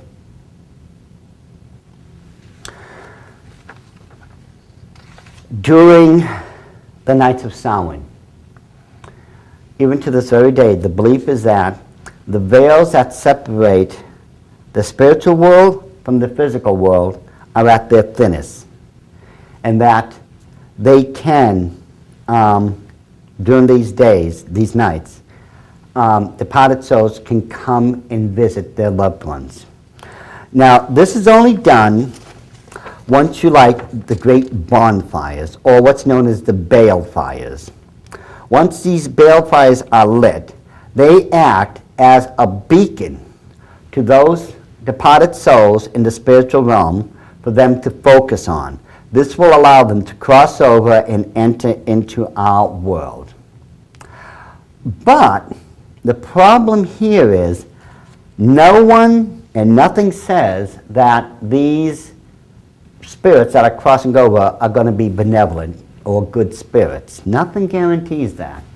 So what the Druids came up with, they first would devise these headgear and masks that was absolutely horrifying. They looked like demonic creatures, and they painted these symbols and other things on their robes.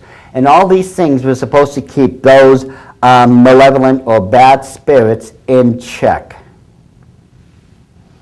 And of course, we have those things nowadays. This is, of course, where the origin of the Halloween costume comes into play. Halloween is nothing but the recreation of the worship of Samhain, the Celtic lord of the dead, on his high and holy days. When we take a look at Halloween for what it is, well, kids are dressed up in these costumes, so are grown-ups. They go out trick-or-treating, don't they? And they demand a sacrifice. They get candy for it. Afterwards, well, they go home, and there will be these huge festivals like the Druids were doing, and they will be playing the same game, except we call it bobbing for apples. Instead of, throwing it into a cauldron that's boiling at 212 degrees, we'll put it into a cauldron or into some other vat or something with cold water and have the people dip their heads in it and get it that way. It's the same thing, though. And so the practice of bobbing for apples still continue on today, except in a much easier format, if you would. But these things are still going on. Some people will say, oh, well, none of this really goes on anymore and that it's harmless and all this. Well, you see, this one photo that I brought is a photo of Stonehenge. Now, what most people don't realize is that this Stonehenge is in an area of Washington State known as Maryhill. This, believe it or not, had been built back in the 1900s, the early past, to honor those people who died during World War I because they fought in Europe. Well, personally speaking, I don't think I would want that as my own memorial because it's nothing but the ancient reconstruction of a site where human sacrifice had been practiced. To this very day, Christians will try to counterfeit Halloween by having what's known as harvest festivals. This is absolutely reprehensible. All we're doing is just giving it another name, because people are still bringing carved jack-o'-lanterns. They're still giving out trick-or-treats, candies, and other things. They're still playing bobbing for apples, and I know of many of those places and Christian churches now that are still having Halloween parties at the churches where people come in these costumes. I know, I've seen it myself. We have got to make a decision one way or the other, my brothers and sisters. It's time we call it a halt to all this and say, either I'm going to serve Jesus Christ all the way, and that doesn't mean you're not going to make a mistake or that you're not going to sin. It doesn't mean you end up perfect. But what it does mean is you're going to finally get out there and do something for the Lord, or you're just going to stay on this side and do nothing. Remember, the 3rd chapter of the book of Revelation talks about the Laodicean church age, where most of the Christians will not be able to be used of God because they're lukewarm. They are literally fence walkers. They will not commit to the left or to the right. They are lukewarm. God cannot use them. They are no good to him. So if you want to be used of God, you want to claim you want God's blessing, you claim you're a child of God, then you better do something while we still can, because I guarantee you right now, it is coming close to the end of history. It's coming close to where the Antichrist is going to arrive, and that there is indeed going to be great tribulation upon the face of the earth. And it is up to you right now to decide one way or the other. Are you going to choose God one way or the other, or are you just going to get out of the way of those who will? Because I tell you right now, history, as I just stated, is coming to a close, and it is going to be up to you to make a decision one way or the other. Do you stay on the sidelines, or do you, as a Christian, a born-again, sold-out servant of God, make a stand?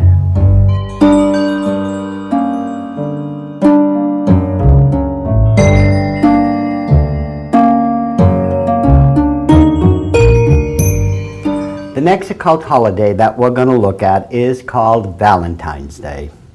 Now, what could be so wrong about having a day set aside for lovers, people who want to send hearts and flowers and candies to people they love and care about? Well, once you understand the origins of Valentine's Day, I think you'll think twice about this holiday. Remember, traditionally it is celebrated on February 14th, which is 13 days away from the human night sacrifice known as Imbolg. Now, during this time, in the early parts, Valentine's Day was basically to honor the first family of the occult. And that was Semiramis, Tammuz, and of course the reincarnation of Nimrod, known as Tammuz. Now, this is the infamous statue known as the Venus de Milo. Okay, Venus was a fertility goddess. She was also depicted as a moon goddess. This is one of the many depictions of Semiramis, just in a different culture. It's, as I said before, nothing about the occult had changed, and nothing about the practice. The only thing that changed were the names, because of the different cultures and their language. Now, the son, if you remember, of Semiramis was Tammuz, but he has now become Cupid. Cupid, as you can see, according to the stories, was a cute little cherub boy who would go around shooting arrows at people and making them fall in love. Okay? And the father and the husband here would have been Jupiter.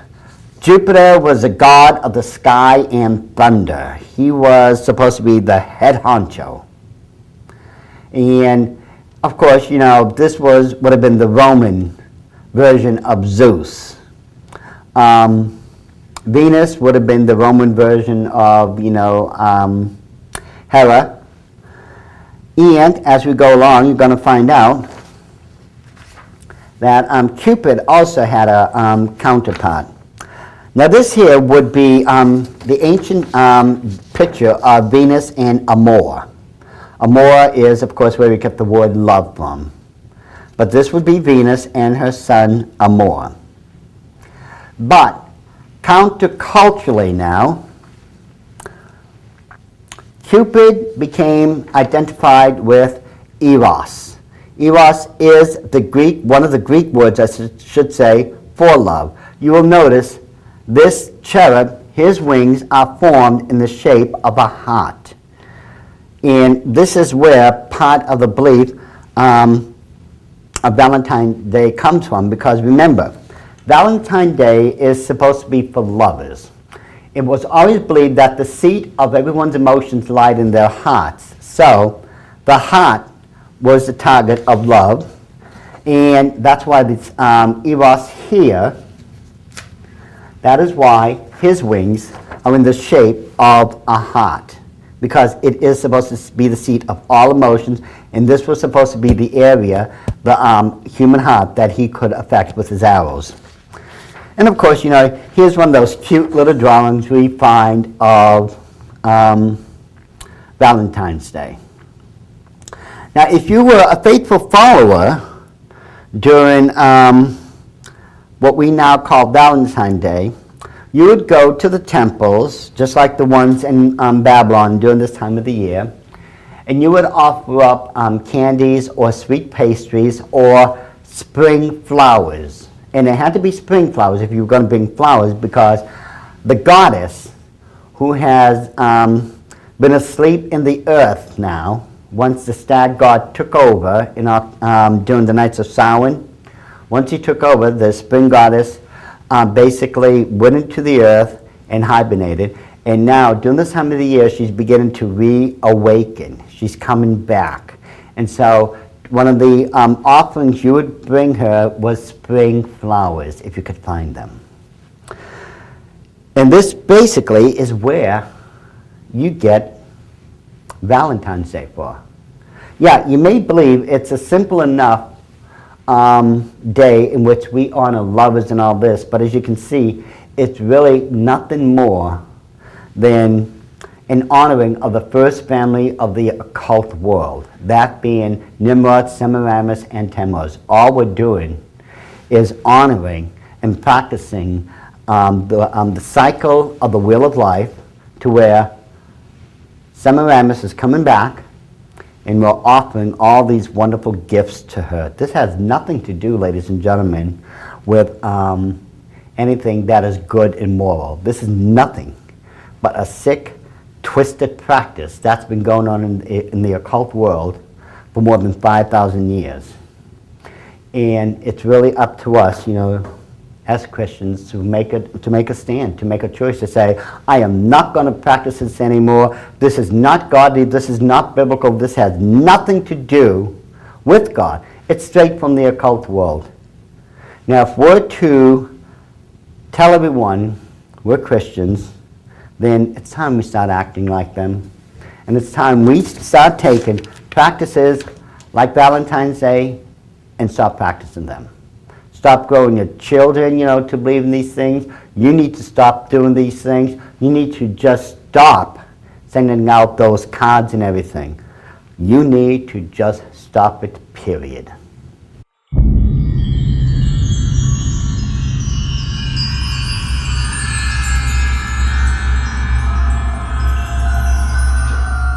The next night of human sacrifice we must consider is the night of Imbolg. Now, coincidentally enough, or maybe not coincidentally enough, we have another holiday, if you would, going on at the same time. And it is known as Groundhog's Day. Now, what could possibly be so harmful about having, you know, a furry, cuddly, cute little creature and having a holiday about it? What could possibly be so harmful about it? Well, on the surface, absolutely nothing. However, when we get into it and take a look at it for what it is, then it will become quite obvious that there's a lot wrong with it. You see, during this part of the year, this goddess has already gone into the earth. You see, the belief is, during the nights of Samhain, Halloween, the stag god takes over the rulership of the earth for the next 6 months. On May 1st, the night of Beltane, the goddess comes back in her full glory, and she rules the earth for the next 6 months. Now, before May 1st, there's going to be signs of her reawakening, or reincarnation. And this begins slowly during February 1st, or 2nd, during the night of Imbolg, or what we call Groundhog's Day. And she will slowly come back on March 21st as the spring goddess. She'll come back as a spring goddess. May 1st, she comes back in her full glory as the mature mother. And then when she enters into the earth, she leaves as the old crone. It is the 3 phases of the goddess. She comes back as a young maiden, then she comes back as a full goddess, and she goes back as, the old crone, and stays there for 6 months. Now, as the seasons are changing, the weather, as you well know, is going to be changing with it. So by February, it's, people are getting antsy. They're trying to determine, well, are we going to have a short winter or a long winter? Well, the common thing it seems to do is to grab a groundhog, hold him up into the sky, and see if his shadow is going to land on the ground. Well, if his shadow is on the ground, I believe it's going to be a shorter winter. If he doesn't see his shadow, it's supposed to be a longer winter. To me, it doesn't matter. But for some reason, we are taking a little fur ball, holding it up, and thinking that we could divine the future from it. Now, this is absolute codswallop, ladies and gentlemen. I don't even know how they came up with this one, but it's ridiculous. But it has a lot to do with the occult, and I'll explain why. The Earth Mother, as I said before, she is in a state of hibernation right now in the earth because of the colder weather. The groundhog himself at this stage is also in a state of hibernation. The Earth Mother is obviously an earth creature. Well, the groundhog is also an earth creature. And we go through this. The goddess herself is reawakening and coming back during the springtime. The groundhog is also doing the same thing. He sleeps during the winter, and he's coming back during the springtime. And this happens because the goddess herself enters into the state of hibernation during the winter season. And this is what the groundhog is also doing. He goes back into the earth and hibernates during the winter season. The earth goddess is between 2 seasons. She hibernates in between the winter and the springtime. And this is exactly what the groundhog is also doing. He's going in between 2 times. He starts his hibernation once winter begins, and he will begin to come out of it during spring. And the earth goddess represents renewal and rebirth. And this is exactly what the groundhog also represents. He brings back the renewal and the rebirth of spring itself. You see, you can't separate the occult from Groundhog's Day, no matter how hard you try. You see, according to this wonderful picture here, the practice of grabbing a groundhog and holding him up in the air and trying to divine the future is done through this little creature known as Punxsutawney Phil. Now, there was an inner circle of 13 people, 13 mind you, all dressed in black, who is responsible for the care and maintenance of this little creature and for making the proclamation that it is time for Punxsutawney Phil, that is this little creature's name, and that they are going to, of course, go through the ceremony of holding this poor little creature in the air and seeing if they're divining the future. Well, I have to tell you, out of curiosity, I had to find out how accurate Punxsutawney Phil was. He's only, ever since this practice began, I believe it's been a little bit more than a century now, he's only been accurate a little bit more than 30% of the time, and that's it. So, yeah, we are now looking forward every year to grabbing a groundhog, holding him up to the heaven, and trying to figure out if it's going to be a long or short season. I think the long and short of it is that people have finally lost their reasoning. I think they're becoming absolute mad. I think they're becoming barking loons here. I mean, something has to be terribly wrong when you actually think you can hold up a woodland creature, a cute furry little thing, and divine the future from them. But what I think is interesting and very diabolic is how the Illuminati was able to integrate and create Groundhog's Day, put everything about the becoming birth of the spring goddess and mesh them together to where you could not tell that the practice of Groundhog's Day was as dangerous as it is. I mean, come on, ladies and gentlemen, why don't we just go up here, realize this is wrong, and call a halt to it once and for all? Because when we think we can actually hold an animal up and divine the future, something's wrong. But when we take a look at it for what it is and realize it is nothing more than another occult holiday and another Sabbath, we must stop this practice once and for all.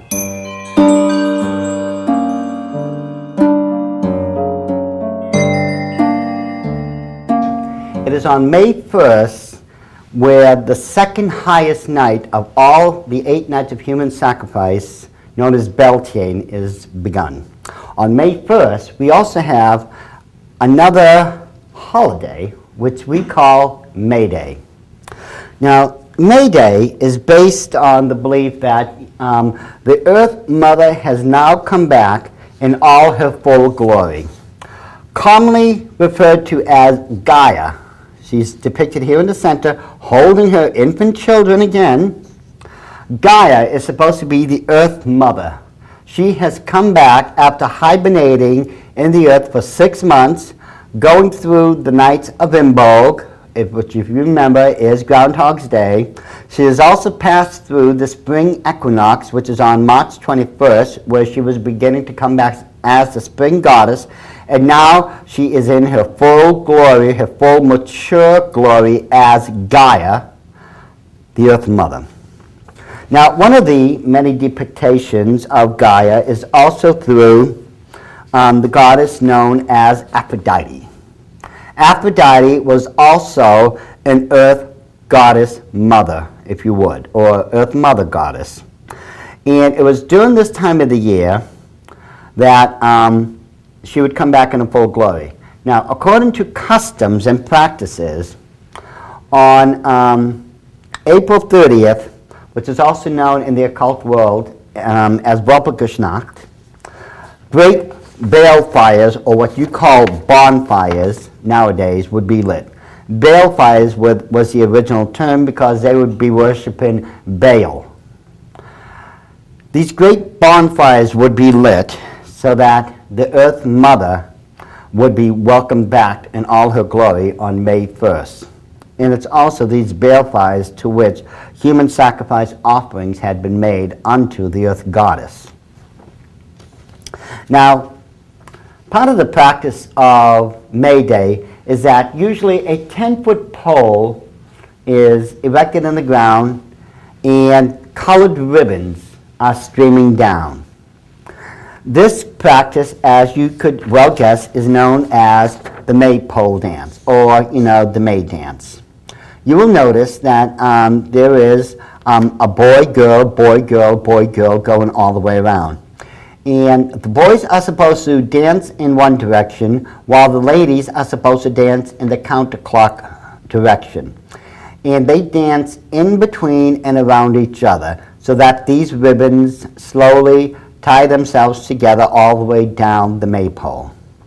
Now, this is nothing but a fertility dance that goes back into the occult world. You see, the maypole itself represents the male phallic symbol, and they dance in this circle, which represents the female reproductive organs, And by intertwining the ribbons themselves, this shows the act of procreation. That's all this dance is a dance to honor the fertility goddess in all her glory, Mother Gaia. Now, throughout this day, it was believed that there was these little fairy creatures, and they were called fairy creatures. They're not, the little Tinkerbell, sweet little things that Disney and the others try to push off on us. They were bad little mischievous creatures who would roam throughout the countryside on Beltane and give everyone grief. So, in order to keep these creatures under control, excuse me, white hawthorn was used. White hawthorn would be tied in ladies' hair. Some would tie them around the front doors and the back doors and windows of their homes. But it was believed white hawthorn and the sound of bells would drive these evil little creatures away. Now, the practice, and it still goes on to this very day, that there is a May Queen and a May King. This May Queen is nothing but the Queen of the Earth, Gaia, or if we take it all the way back to the origin, Queen Semiramis. And I love these old photos. You will see this young lady here has been crowned as the May Queen, and over here would be the young man who was crowned the May King. And there would be, usually back then, a huge parade, and they would be touted down Main Street, and this, again, was supposed to be a harmless practice, but you were actually honoring the spring goddess, well, I should say the Earth Mother Goddess, and her consort, her son, Nimrod. And one of the last, what they used to do, and I remember this, a lot of them, the Earth Goddess, would actually be put in these little niches or temple-like areas where they were supposed to remain for the whole day, because they were supposed to be representing the Earth Goddess, and because of this representation, that country or that county was supposed to receive her blessings so long as this young lady would remain there for the day. And so, as you can see, ladies and gentlemen, this again is just another perversion of an occult Sabbath or occult holiday that's been going on for thousands of years. This particular one is known as May Day. May Day has absolutely nothing to do with Christianity. And I personally hope that Christians don't have anything to do with this particular day, but in the occult world, the spiral dance of the maypole still goes on to this very day. As I said before, Gaia is supposed to be a fertility goddess. And so these perverted occult practices are still going on to this very day. What we're going to do about them? Well, I've chosen to take a stand against them. I've chosen never to practice them. I won't have anything to even do with birthdays, quite honestly, because birthdays are something that sprang straight out of the occult. You see, and you'll find something interesting in the Bible about this also, because you see, it is believed in the occult world that the highest day of existence for any practicing occultist is their birthday, because their god, Lucifer, gave them life. Now, it's interesting that in the Bible there's only 2 times when someone's birthday is mentioned, and both people were practicing pagans. Not one of them was Christian, they were only pagans. So, you see, birthdays also came from the occult world. I should know it, I was part of the Illuminati for 20 years. I was a 7th generation witch. My family goes all the way back to 1789 in this. But the one thing I won't do now is have anything to do with the occult, especially since I'm a born-again Christian. I've made my decisions. I've made my stand. I'm going to obey God to the best of my ability. That doesn't mean I'm perfect. I still sin. I do the best I can. But I certainly can put my foot down on something occultic and say no, because I did not leave one occult world only to enter into another. No. I left the occult world so I could become a born-again child of the King and stay like that. And ladies and gentlemen, that's exactly what you need to be doing, getting rid of all this stuff and being a child of the King.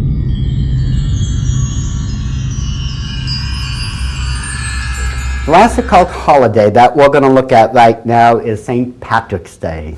Now, who wouldn't want to be Irish for a day, according to what people are telling us? And what could possibly be wrong with anything about St. Patrick's Day? Well, there's a lot wrong with it. You see, according to the story, St. Patrick was a Catholic priest who came over to Ireland. And one version of the story tells us that he drove all the snakes out of Ireland by some miracle of God, which is why supposedly there's no serpents in Ireland to this very day. The reality states that he was a Catholic priest who did try to bring Christianity over to Scotland, Ireland, and to England, and he is venerated as a saint to this very day because of him trying to convert people over to Catholicism. Now, the practice of St. Patrick's Day, among other things, involves a mischievous, evil creature known as a leprechaun.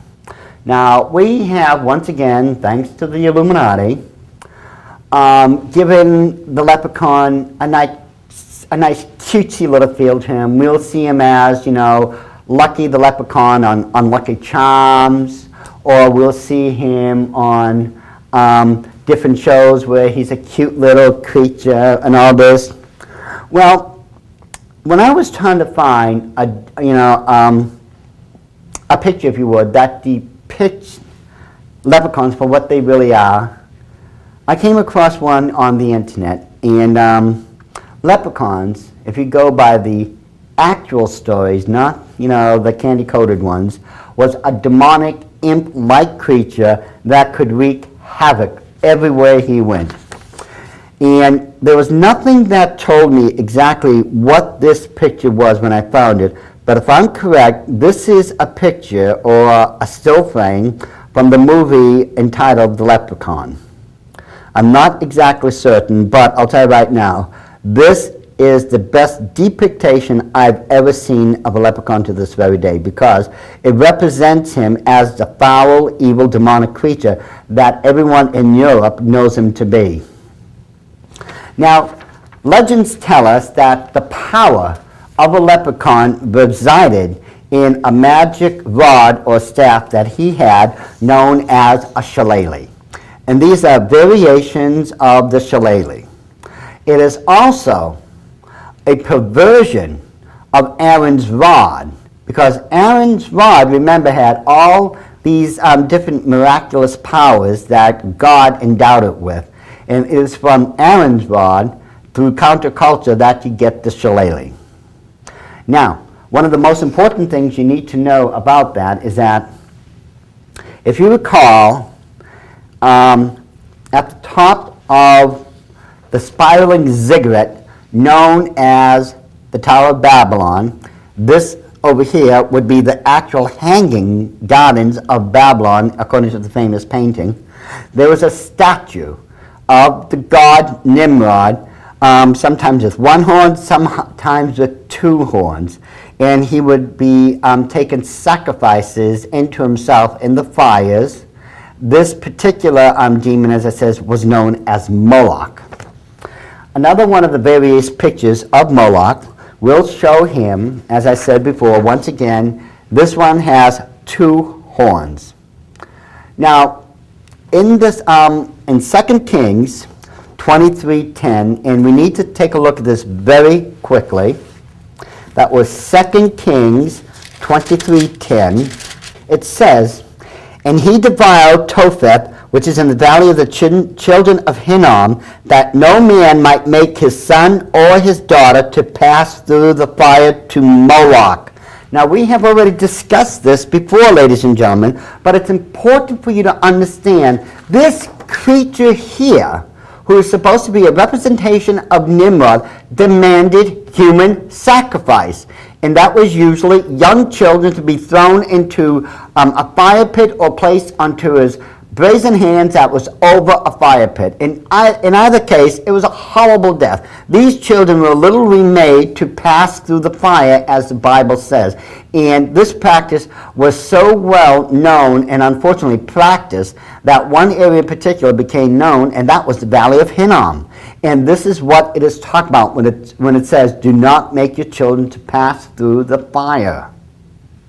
Now, remember, the reason parents did this was they were supposed to receive financial blessings from Moloch. They would receive, his blessings, and they'd go up and they'd make money somehow. Now, there is a practice that goes on to this very day, in which people will wear one of those horns, and it comes in various sizes and shapes, and most of us have seen it before. Usually it's in one of these forms. This is the one over here on this side is the most commonly depicted one. It's in gold.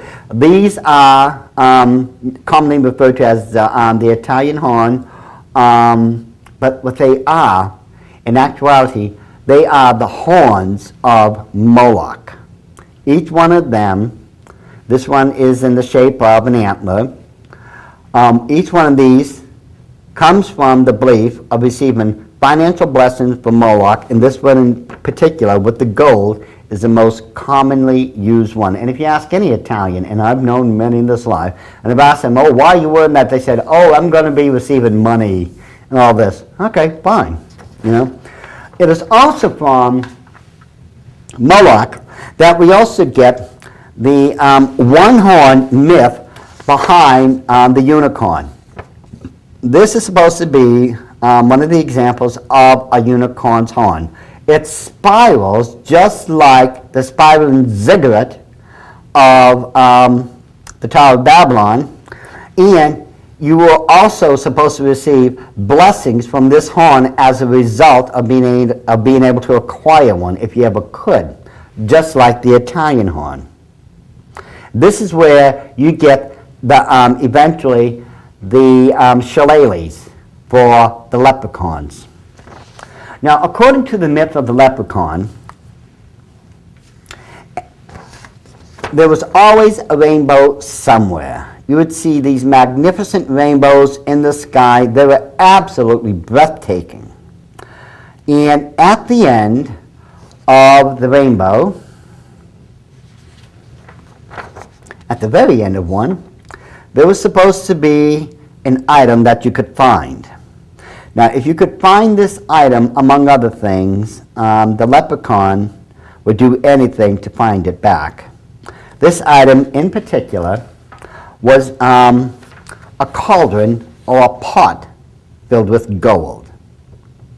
This cauldron that's filled with gold is the financial blessings that Moloch had promised you would get if you worshipped him by offering up one of your children as a sacrifice to him.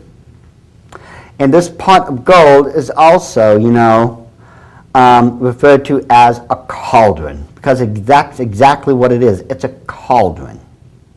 And if you remember, it was these cauldrons, among other things, where human sacrifice had been practiced, where bobbing for apples had been practiced, where many other things in the occult mythologies and practices to this very day had occurred.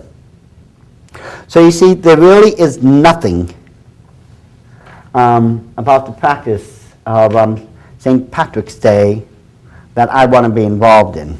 The fact of the matter is, when it comes to any of these occult holidays, I want nothing to do with them, because that's exactly what they are. In fact, there is nothing I want to do with any of these holidays. The Illuminati has once again managed to blindside us with their smoke screens, that being the holidays in this case. Through comparison and through looking through the Word of God, we have found that we have again been deceived, because we just didn't see this one coming. We can see the pattern, the numerical pattern that was used to put the 8 nights of human sacrifice together, and we also saw the patterns of the 13s to which these holidays had been lined up. Through personal experience, I can tell you right now, we need to stop this. We cannot serve 2 masters. The Bible says we are supposed to be part of the world, but we are not supposed to necessarily live in the world. I should say we're supposed to live in it, but not be part of it. And that's the problem. We want to have it both ways. We want to have 2 masters. We want to have our cake and eat it too. Let's say no to the occult, but let's say yes to these candy-coated, Christianized version of the same Sabbath. When I see that all these things are coming together again, as they had back in the days of Noah, as it was in the days of Lot, quite frankly, these things trouble me, and sometimes they scare me. I know what the prophecies in the book of Daniel, in Ezekiel, in Joel, Revelation, what they're telling us. And quite honestly, I didn't think I'd be alive to see all these things coming about, but they are coming about. The prophecies are being fulfilled.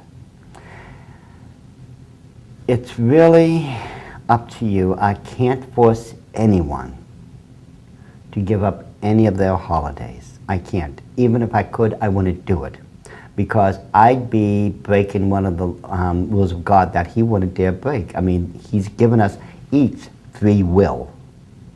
And He's never stepped on anyone's free will either. This is something that we make our decisions, our choices by, and by those decisions, we will either answer to God for them, or God will bless us. That's what it comes down to.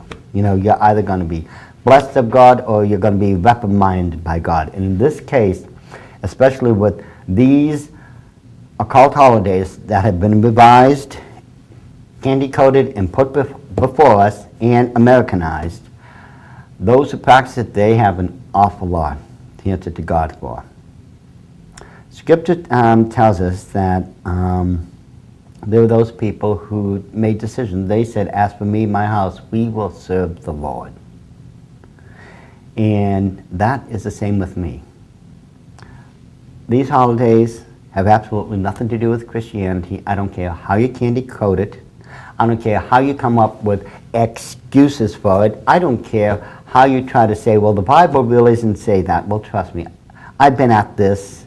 I'm trying to understand the Word of God for 30 years. When it comes to the occult practices, I've got 20 years on my side. So I've been at this literally for 50 years of my life. I think I have a pretty good handle of what's going on in the occult world when God says it through His Word, and what I see out there. I think I've got a pretty good handle on it by now. And so I want to make a earnest and honest plea to each and every single one of my brothers and sisters out there. You want to be blessed of God, you want to be used of God, then you've got to get rid of these things that are not godly. I've heard more excuses for holding on to these things than what I know what to do. I know of one ministry in particular, and others, that will say, well, Christmas is Easter, they are my Lord's holidays. I will practice them. Well, the Bible makes it very clear that those are not God's holidays. They will try to come up with the excuses why they are.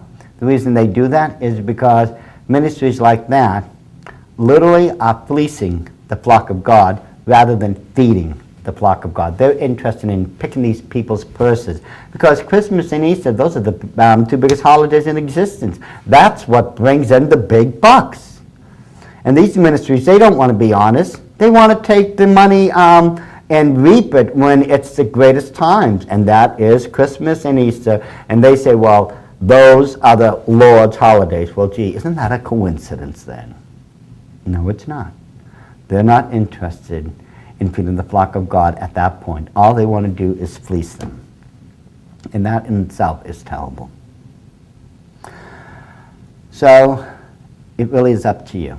Again, I wish I could get everyone to stop this so that we could correct the mistakes we've done and just honor God. But I can't force you, and as I says, I wouldn't too. It comes down to you. Do you want to stand for God? Do you want to do things His way? And do you want to be honored and used of God? If your answer is yes, put all things aside. Because to do otherwise, you're just insulting God. And that's what it comes down to. You may not realize that. You may not believe it. But as I said before, I've been doing this for 50 years. I know what the occult world is all about. I know how strong the deceit is. I know how beautiful the side of evil is. And I know that the Bible warns us that if we weren't careful, even the very elect of God could be deceived. It's up to you. Make your choice. Either stand with God or stand against God. Stay in practice, these ungodly practices, or become a godly person as God wants all of us to be. In short, it's all up to you. If you want to get a hold of me, if you need help, contact me through Cutting Edge Ministry. They will be able to tell you how you can get a hold of me, okay? Aside from that, all I can do is pray you make the right decision. And in that note, let me just say, God be with you. Thank you so very much for listening to the second DVD in this DVD series known as The Secrets of the Illuminati. Lord willing, I will see you soon on tape 3, which is called Frontmen of the Illuminati. God keep you and God go with each and every single one of you.